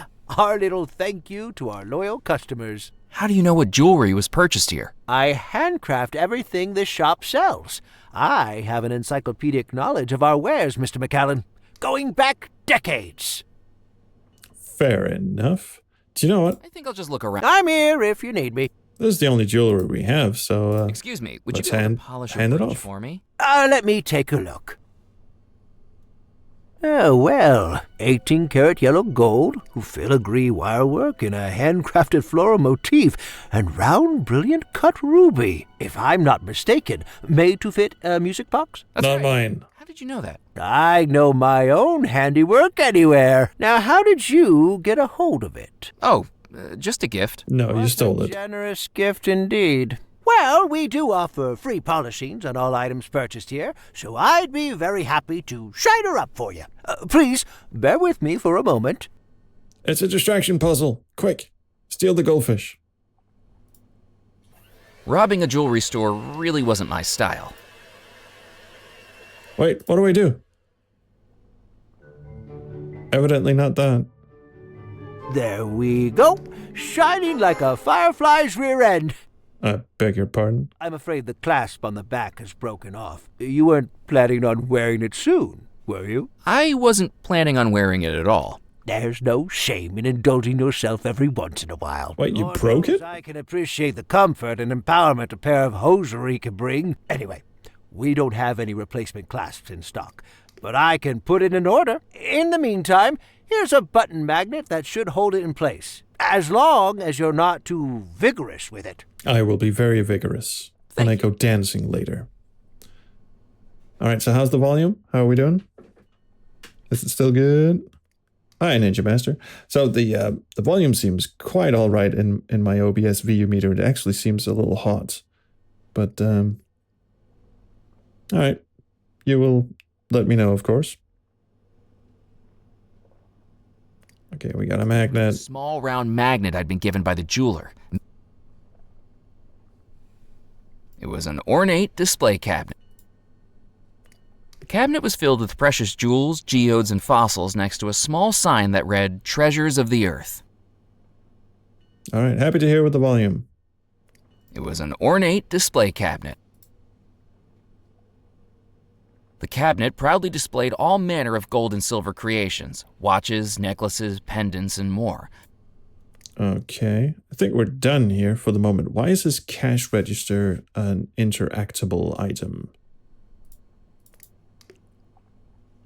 Robbing a jewelry store. Yeah, I guess not. All right, I'm off. Don't open Mike's display cabinet. Puppet theater, we're not doing that. Say, how's our, just gonna have a quick check down by the beach before we go back. Let's see how our little girl's doing. Nope, she left. Ooh, was that there The before? bottle lay half buried in the sand, soon to be covered over by the swash of the waves. Oh, swashed right up into my pocket, thank you. As I picked up the bottle, I anticipated what could be inside. It's empty. A stained treasure map, perhaps, or a scribbled plea for the But very casket soon it shall be desperately filled with aggressive. illicit Inside, rum. I found it was empty. The Cool. only writing on it was the embossed glass letters of the Orangello Soda Company. In my pocket you go, and a quick trip back to the church, I feel. Still hard at work, I see. Also, do I get a cork out of it now that I puncture his barrel again? Because I will.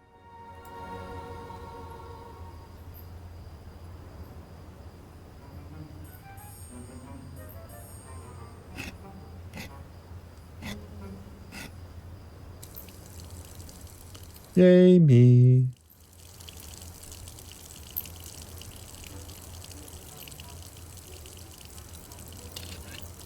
I filled the bottle with rum pouring from the barrel. Relief washed over me at the realization that I'd done it without getting caught by the two rum runners. Well, so far. Nope, you're boned. Hey, Musket!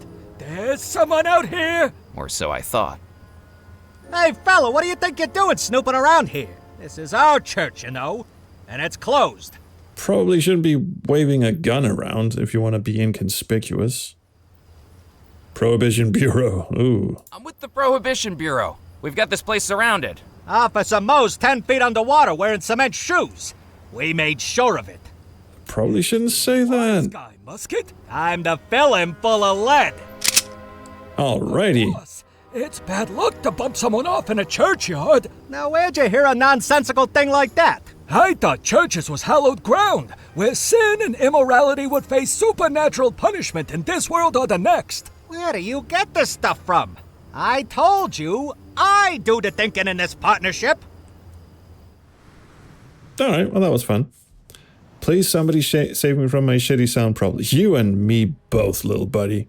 I am terribly sorry. So if you're watching on Twitch, try YouTube. I don't know what the problem is. I wish I could tell you, Frank. Yeah, try switching to YouTube if something is bugging.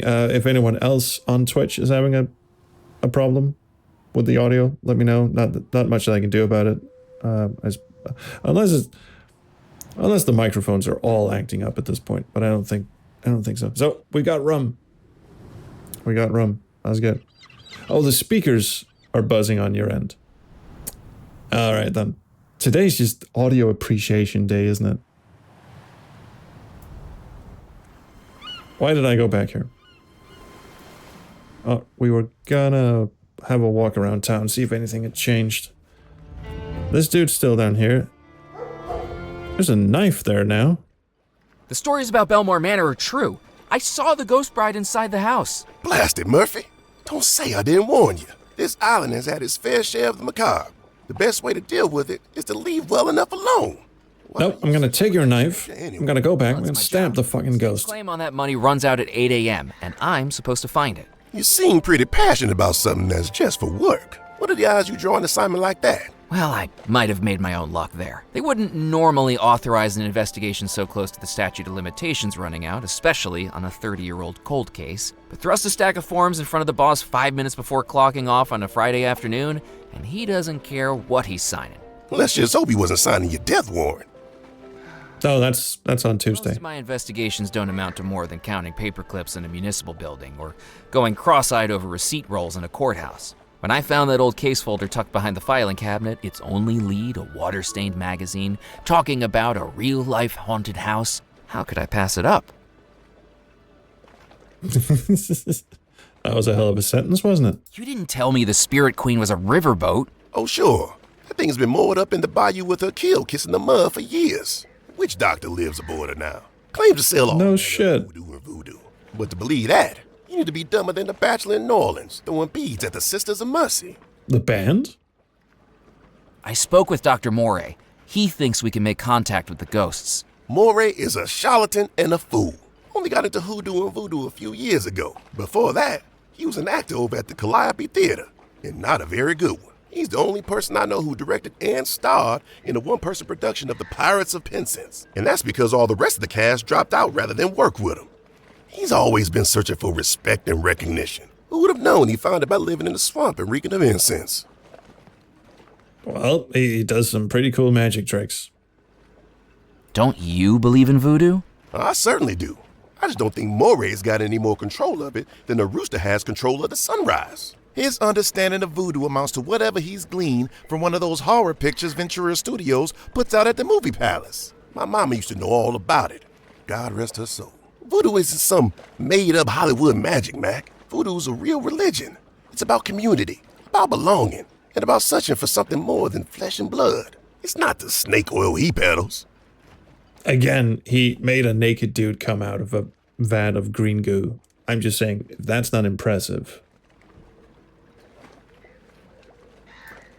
What do you think happened at Belmore Manor? Now there's a tale I don't like to tell. Can I persuade you to tell it anyway? I have a feeling I ain't gonna get any rest until I do.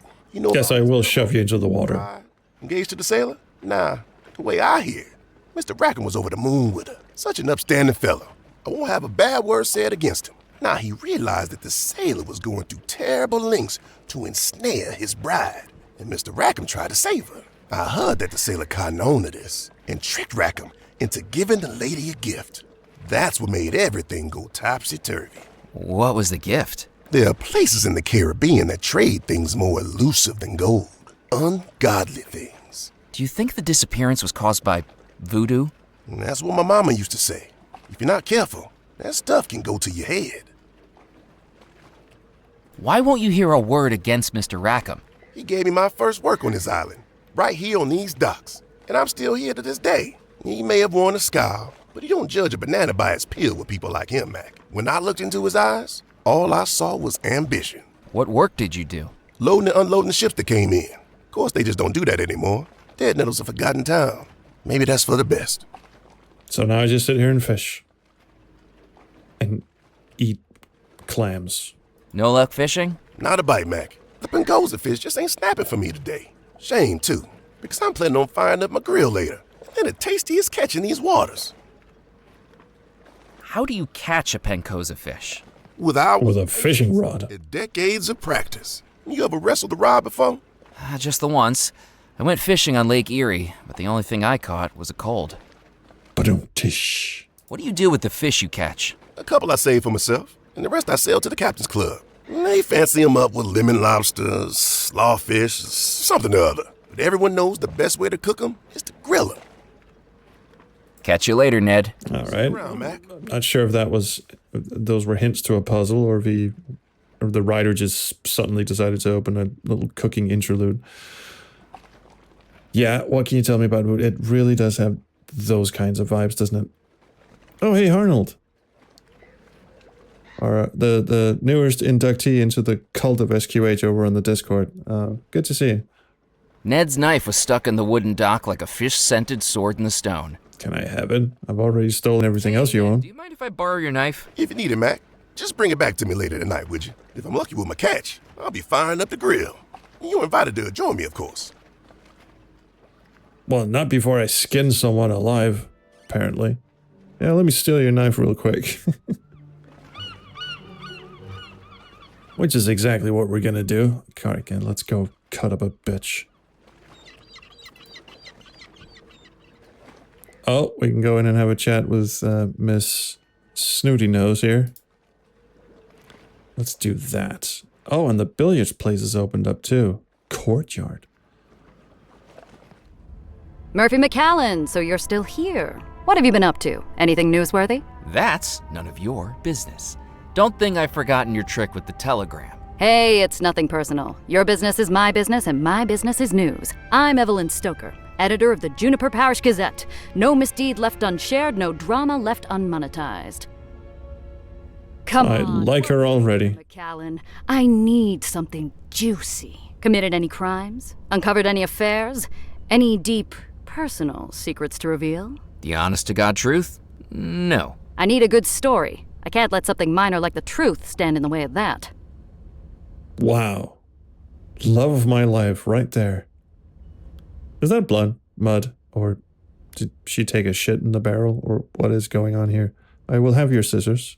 I picked up the scissors. With her stunt at the bayou, I figured she owed me one. Let's stab her. I thought I'd keep that to myself. God damn it.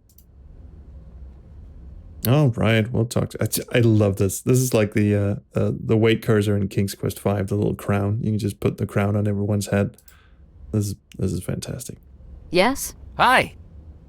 Yes, hi. Did you know Comptroller Grimes? How could I forget him? The guy was a walking, talking migraine generator. Surely you shouldn't speak of the dead like that. Why not? I spoke plenty worse about him when he was alive. Anyway, I'm sure everything happens for a reason. And hopefully that reason is to increase my circulation numbers. Everything's connected, you know. Have you ever heard of the butterfly effect? I suspect it works for moths, too, because I can never get the damn things out of here. Some people say that if a man breaks wind in Alabama, it can cause a hurricane in Fiji. I think I shared a train car with that guy on my way here. Is it just me, or does she sound like those, like, movie, guy, those, oh, listen here, see? See? Like, that sort of 1930s, 40s, kind of, I guess it is set in the late 20s, early 30s. Oh, that's ink on the floor? Kind of disappointed, actually. What are you working on?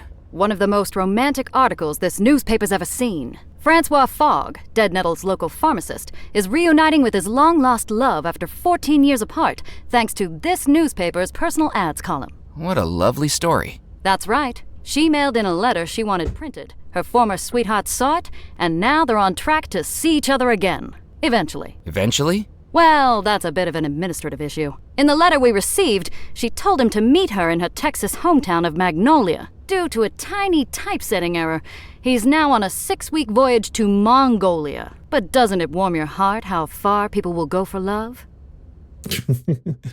Oh, also, hi, Francisco. You did a great job with the voice acting, directing here. You and Jess. It's one of the strengths of this game is the voice acting. So, and the developers apparently wanted her to go all see, like 1920s mafia boss kind of thing. Mid-Atlantic accent? No, it's more like the what was it? Francisco will tell you. This is like a late 20s news reader kind of voice, like you hear on the radio. Oh, listen here. They're narrating a Kentucky Derby or something. No, he's bringing it up from the rear. See, it's come down. See, that kind of thing. Yes, exactly. 30s semi-gangster kind of thing. The editing. So, hey, Francisco, you probably know. Is this an AGS game? Did they make this an AGS? Because it kind of feels like AGS, but if it is AGS, it's really well done. Like someone really knew what they were doing on the scripting. It's Visionaire? Holy shit. Because I was making a big stink about how the walk cycle in particular was very AGS, because all Visionary games to me kind of feel like the main character is sort of floating around above the ground. Like very like Lucid Dreaming is very floaty. Pretty much every Visionary game is kind of floaty. So, surprised to hear that, but all right. Don't you have more interesting stories to write about? The crackpots this island calls a population wouldn't know something interesting if they paid for it. Which they hardly do. Believe me, I've tried to get juicier stories. Scouring the island, doorstop interviews, hiding under windows. You eavesdrop on people through their windows? It's called investigative reporting. No, I have other words for it, but sure, why not? Would you take my photograph? Do you know how much the chemicals cost to develop those photographs? I'm on a limited budget here, McAllen. Unless you've done something notable, you're not getting into print. I can stab you. I almost did. I'm doing some research on the treasure of Belmore Manor. Have you found it? Well, no, not yet. I've just started looking. I saw a ghost. Waste my time. Come back when you've got the goods. Again, ghost. Oh, hey, whoa, hey. You might not believe this, but I saw a ghost inside Belmore Manor. It threw me out of a window. You're right, McAllen. I don't believe it. Really? You've been on this island how long? And you're already starting to sound as loopy as a local. I don't like her. Have you ever written an article on the disappearance at Belmore Manor? What a waste of column inches. Leave it. That's my advice. There's no story in it. No story? Not one that anyone would believe. And I've got advertisers breathing down my neck. What do you think went on? Practically everyone on this island thinks there was some kind of sorcery involved. No one is looking at the reality. If I write up my research, no one on the island will believe me. If I write their wackadoodle theories, I'll be laughed out of the industry. What kind of fucking reporting goes on an island that's like literally populated by 20 people and like apparently 1 million corpses? You can tell me what you've uncovered about Belmore Manor. Trust me, at this point, few things would surprise me. I heard the Belmore Trading Company was losing revenue, its profits eaten up by who knows what ventures those brothers had going on. I've seen the records. The company was privately owned, sure, but when you've got pressure building and the sharks are circling, you've got to shore up your defenses. I think that's why the Belmores persuaded Abigail to marry John Rackham. Marry someone she didn't love? But he didn't love her either. He was just after the company, so he hires the sailor to seduce her, convince her there's more to life than Devil's Rock. And as soon as she marries Rackham, they split, never to see each other again. He inherits the lot, and she disappears with her lover boy sailor to who knows where. But why do you think all the guests disappeared? They bumped them off to cover their tracks. Either one of them could have been sunning it up in Sarasota ever since. But imagine me writing that into a piece of serious journalism. Question. It sounds like she's got it backwards. Like, Abigail was in love with the sailor first, and then for some reason he disappeared, and then she decided to marry the head of the company. It wasn't the other way around, was it? Because it's not like the head of the company hired the sailor to fall in love with her and then get married and then fuck off so he could inherit the company. That's not what I heard, and what anyone else ever heard. I think I better be going. Keep your eyes peeled for a story, McAllen. There are secrets on the island, and it's my job to run advertisements next to them. I'll bet she sleeps like a baby. I didn't want to get ink all over me trying to carry the canister around. Wait, we want the canister, but we don't want the ink. I'll have your twine. I picked up the twine. Maybe she owed me 2. She did. All right. Twine, scissors, knife, everything a girl needs. I'll have a look through your cabinets. Hey, you can't come back here. What are you gonna do? I'm fucking armed to the teeth here, lady. I got a knife, a pair of scissors, a fireplace poker, and a fish. What are you gonna do? Motherfucker. Fine, I'm leaving. We still have this place to check out. Oh boy. Isnoti. Isnoti Skelly. Save game. Why is it impossible to override a save game? I find this peculiar. And I wish to subscribe to your newsletter. I will delete the save, and then I will save a new one in its place. Fountain. Birdcage and door not interesting. Doorway interesting. Elevator interesting. Excuse me. I think the stream is going to end in roughly 10 minutes or so. Because we're finally pulling in some viewers, so that's my excuse to leave. Good evening. He looked past me like I was invisible, as though if he ignored me hard enough, there was a chance I'd disappear. I said good evening? I'm sorry. I didn't realize you were talking to me. There's no one else here. Wishful thinking on my part. Have you taken a wrong turn, sir? I'm just having a look around. Well, make it a quick one, and I shall need to know your name. Murphy McCallan, and who do I have the pleasure of speaking to? My name is Felix Greer, maitre d', bartender, and acting manager of the Captain's Club. When Mr. Perkins has the night off. Like the first moment he opened his mouth, like the first couple of words, I was like, Dave Gilbert? But no, it's not Dave. Unless Dave is really talented at like accents and changing up his voice. But I've never heard him like do that kind of voice. But this is like the first couple of words I was like, Dave? It's not Dave. What is this place? This, sir, is the Captain's Club, a private members club for current and retired sea and riverboat captains. We are highly exclusive. Are you a captain? He asked with a smugness that told me he already knew the answer. I could be. Okay. I recommend a swift exit. You'll find a convenient egress to your starboard side. If you like, I can give you a good swift kick in the right direction, sir. And don't feel the need to stop walking until your ankles get soggy. Now, hold on a minute. I will happily remind everyone in this fucking game that I am armed to the teeth. Ned told me he sells fish to you. What do you serve here? Captains. Right, yes. I mean by way of food. The Captain's Club serves a dazzling array of sea-sourced dishes, from our house special jambalaya to my personal favorite, Devil's Rock Pancosa, pan-seared with lobster slaw and citrus crawfish beer blanc. In all honesty, it's not very popular. Most of the clientele are absolutely sick of seafood by the time they get ashore. Just the sight of it makes them queasy. Why would you tell me that? What about drinks? Listen, if you're from the Prohibition Bureau, we've cleared all of that up with Officer Moe. Fines were paid, items changed hands, and now we're clear. I'm not from any Prohibition Bureau. Then forget I said anything.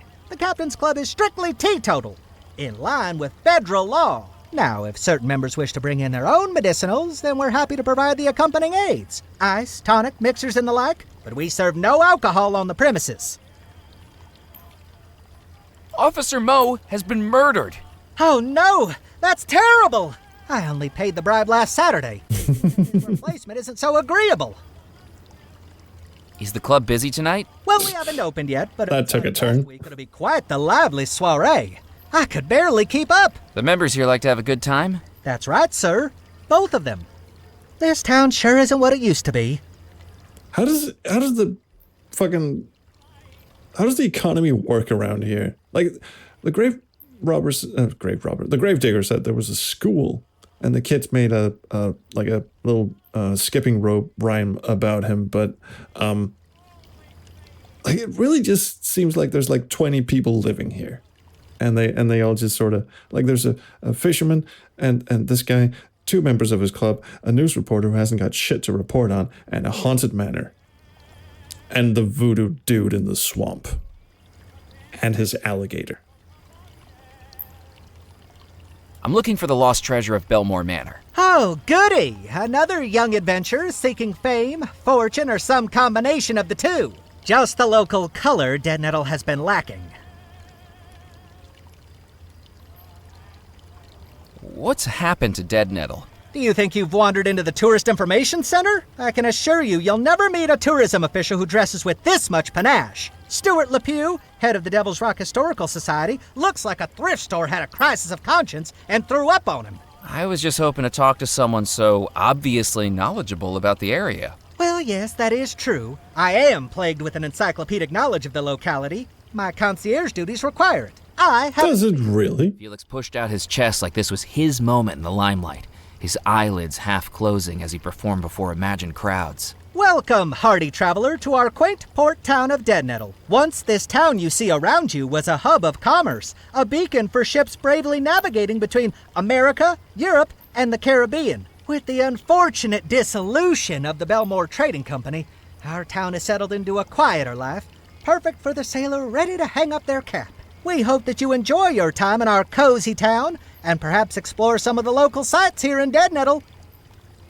Well, Excuse me? I was expecting applause. You can get a knife to the face. I've got that. Or I can slap you with a fish. How would you like that? I can also do that. What do you know about the lost treasure? Do you think you're living in a storybook? Weathered maps, talking parrots, X marks the spot? No, I think I'm living in a Monkey Island fan game. Doesn't need to be trivialized with childish tales of lost treasure. All right. I know. I have to get the captain's passport thing license with my photo in it. Newspaper lady has the camera. I need to get her a scoop. Why is the scoop not that we've got rum runners in the Oh, do you know what? They probably know who murdered the I was gonna say sheriff. He's not the sheriff, is he? Police dude. Because they did it. They pretty much told me they did it. Fuck it, I'm off. I swear, I have things that could kill you. Alright, I'm off. I'm seeing the puzzle change here, which actually leads me to believe that this game is fairly competently designed.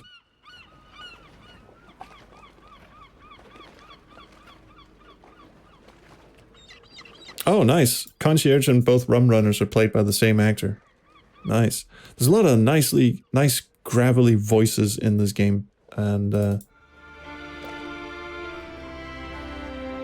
so the rum runners have this nice. Well, one of them has a no, actually. Because I was gonna say, Voodoo Dude and the Gravedigger had some really nice low rumbly voices. And of course the Fisher dude on the pier, which by the way is such a Monkey Island too. We even need his fishing rod at some point, don't we? I swear, if he pulls out two identical pipes, like he does in Monkey Island 2, I will lose my shit. I will uninstall the game on the spot. Yes, and the music sounds like the incidental music in Curse of Monkey Island. This game is, like I said, it's Monkey Island presented as Broken Sword. I'm gonna go inside. Happily into the hideout of a pair of mobsters wasn't going to be a smart move. But I was gonna do it anyway. Fuck it, let's go, Bezzy.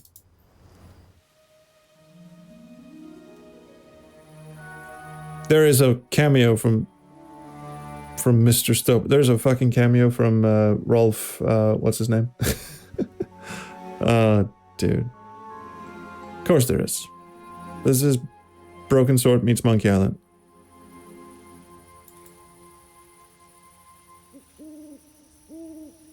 I scanned the head. Oh yeah, that's not what I was doing. I was gonna wobble this thing while he wasn't looking. I'll tie it to something. Yes. I tied the twine to the uneven table and took up a hiding spot behind a nearby wall. Oh, I thought I was gonna find something to tie it to. Not conspicuous in the fucking slightest. Hello? Why is it so dark in here?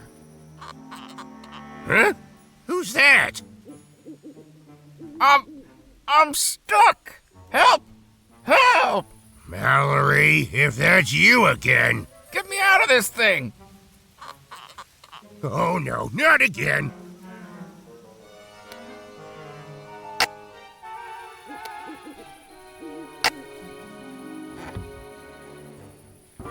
Surprise, motherfucker! Mister, are you okay? I'm so sorry. I was told... Mister? Oh, God darn it! Next time I see that girl, I'm gonna have a peewee-sized coffin all ready for her. A few hours locked in one of those should adjust her sense of humor. Alrighty. Honestly, that little girl is the highlight of this game so far. Oh, he even takes the string back. This is the most inattentive fucking person on the entire island, and that is saying something. Fine, I'll have your nails. I picked up the handful of discarded coffin nails from the tin. Woohoo! We've got. I'll just stand here and he'll never see me. Coffin nails. We got that. We got rum. We know where to get gunpowder. Haven't found any chalk. Bone fragment. We also know where to get that. It's just in the fucking fucking jewelers for some reason. Less attentive than the Melee Island lookout, yeah. Dude, if Dominic Armato shows up, I wouldn't even be mad.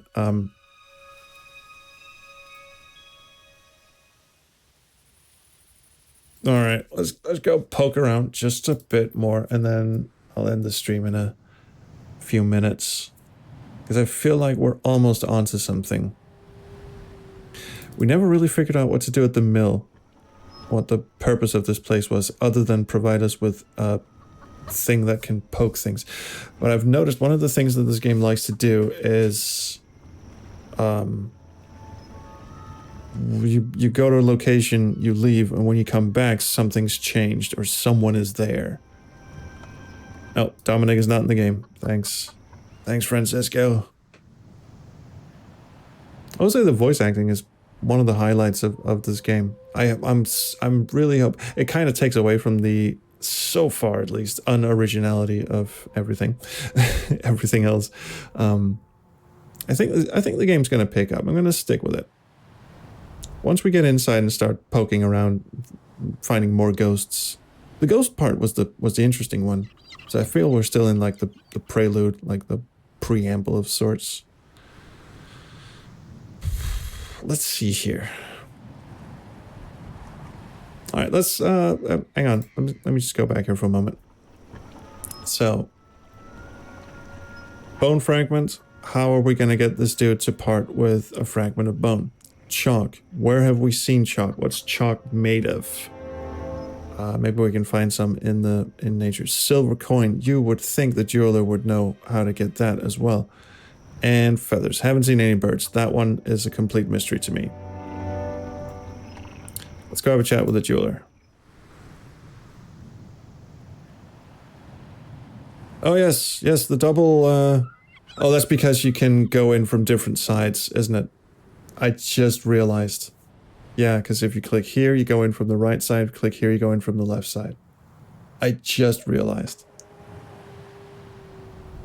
And it's pointing at the side from where you will come in. Clever shit. Clever shit. All right. Thanks.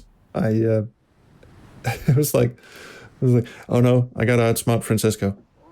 Moment. No. Nothing has changed here. Do you know what? Let's go back and have a chat with the jeweler. Welcome back. Hi, dude. The talk icon is Good evening, peak. Mr. How can... What's the most valuable thing in here? I suppose that depends on how you value things, doesn't it? In dollars and cents? Yes, I used to value things that way. But a lack of business has a way of making you more philosophical about these things. Now, Oh boy, here we go. thing here is Granny. Granny? Your grandmother is in here? That's right. In the fishbowl. Granny is my goldfish. Hang on a moment. The goldfish. Would the goldfish be able to distract Le Cat? Because I could capture it with my my string, couldn't I? Put a little hook on it. Nah, probably not. You named your goldfish Granny? Yes, it was the most wondrous thing. The same day my grandmother Bethesda died, I was out at the local fun fair, and I won this goldfish on the ring toss. When we got home, every time we mentioned Bethesda, that little fish jumped out of the water and back on in. We think Granny's passed on into that fish. What do you think? That sounds like a load of horse shit. But I think that's the craziest thing I've come across tonight, and I had a ghost bride trying to kill me. We all have our quirks. But don't goldfish only live for a few years? If she was your grandmother, she must have died sometime around the middle of the last century. Oh yes, that's right. Each time the goldfish dies, Granny's spirit hops into a new fish. We must be on Granny number 44 by now. Okay. I'm looking for lost treasure. I'd say you found it. I mean, I'm just gonna skip through this. Well, if you found... But that's a pretty big... What do you know about Belmore Manor? Oh, it's a tragedy what went on there. But I know what I think. All right. Black. Let it rip. Black magic? That's right. It's never gray magic, is it? Honestly, I'd love to see green magic. there are others who are lured in by the darker depths of the sea. Who do you think that was? Well, it's... How dare I skip? Abigail used to stop by here all the time. I'll do it again. I'll do it again. See? I'm doing it again. I'm doing it again. The sailor? Exactly. I'd heard rumors about black magic going on inside Belmore Manor. Again, can we have some purple magic? Casting his spell on Abigail, making her fall in love with him. Why else would someone as rich as her want to marry someone like him? He certainly couldn't afford the rings and... This is all just gossip. I think, come the night of the wedding, she wised up. A much more responsible... I think I'll just look. I'm in. Wait up. I will have this fish. There is no way I could carry a fishbowl full of water and a live goldfish around with me. Have you tried? Does it need to be alive? I don't think it does. I couldn't do that. Oh, come on. Also, we have a magnet. What is the magnet for? Magnet plus horseshoe. That wasn't going to work. No, didn't think so. Let's not get carried away with just random useless on that thing.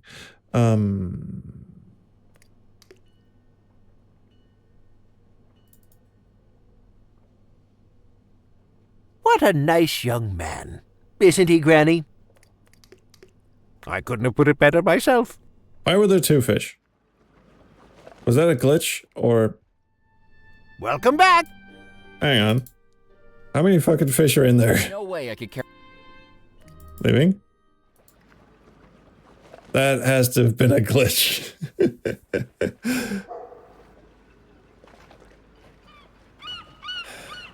Magnet. Alright, I'm gonna have a little run around, look for a magnet or someone to cut open.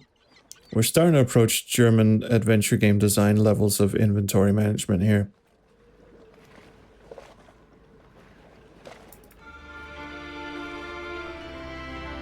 How come no one's interested in the death of the police dude? And where would the police station or dude even be? Why can't I sell that as a story? Anything to report? I'm keeping my eyes open. Fine, fuck off.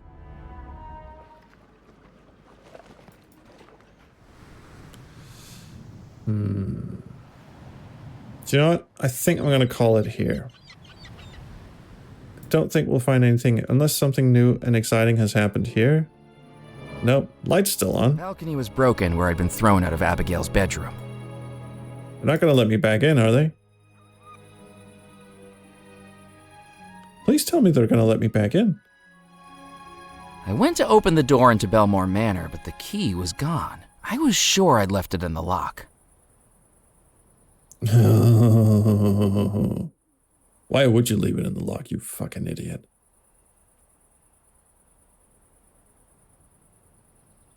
Right.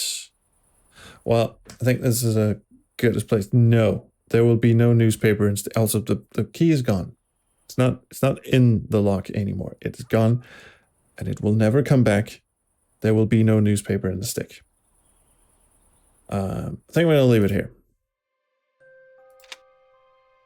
And we shall return post-haste at some point with more.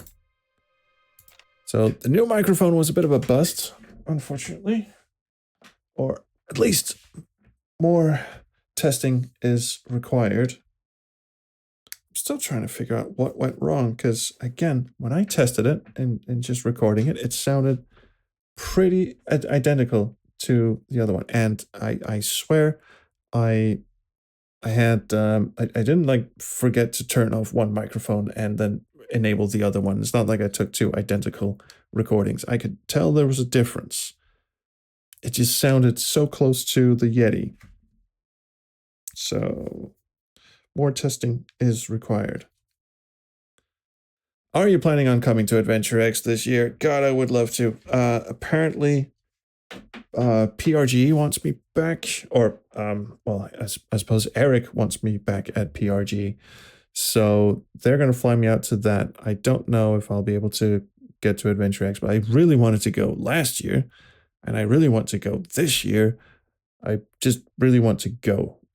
I missed Adventure X a lot. So fingers crossed, no promises. I really want to. Also, I sort of promised Amy I would. I mean, not like pinky swear or anything, but I was like, yeah, I can't come last night. Oh, they asked you to go to PRG. And you said, I'd rather go to Adventure X. Well, yeah, that's unfortunate, I guess. But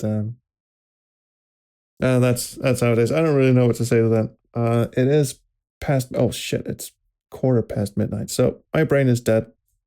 And all I can think about is this fucking microphone. I must make it work again. Anyway, thanks for coming by, Francisco. Thanks everyone else for coming by, and we'll get back to this at some point, hopefully very soon. See you.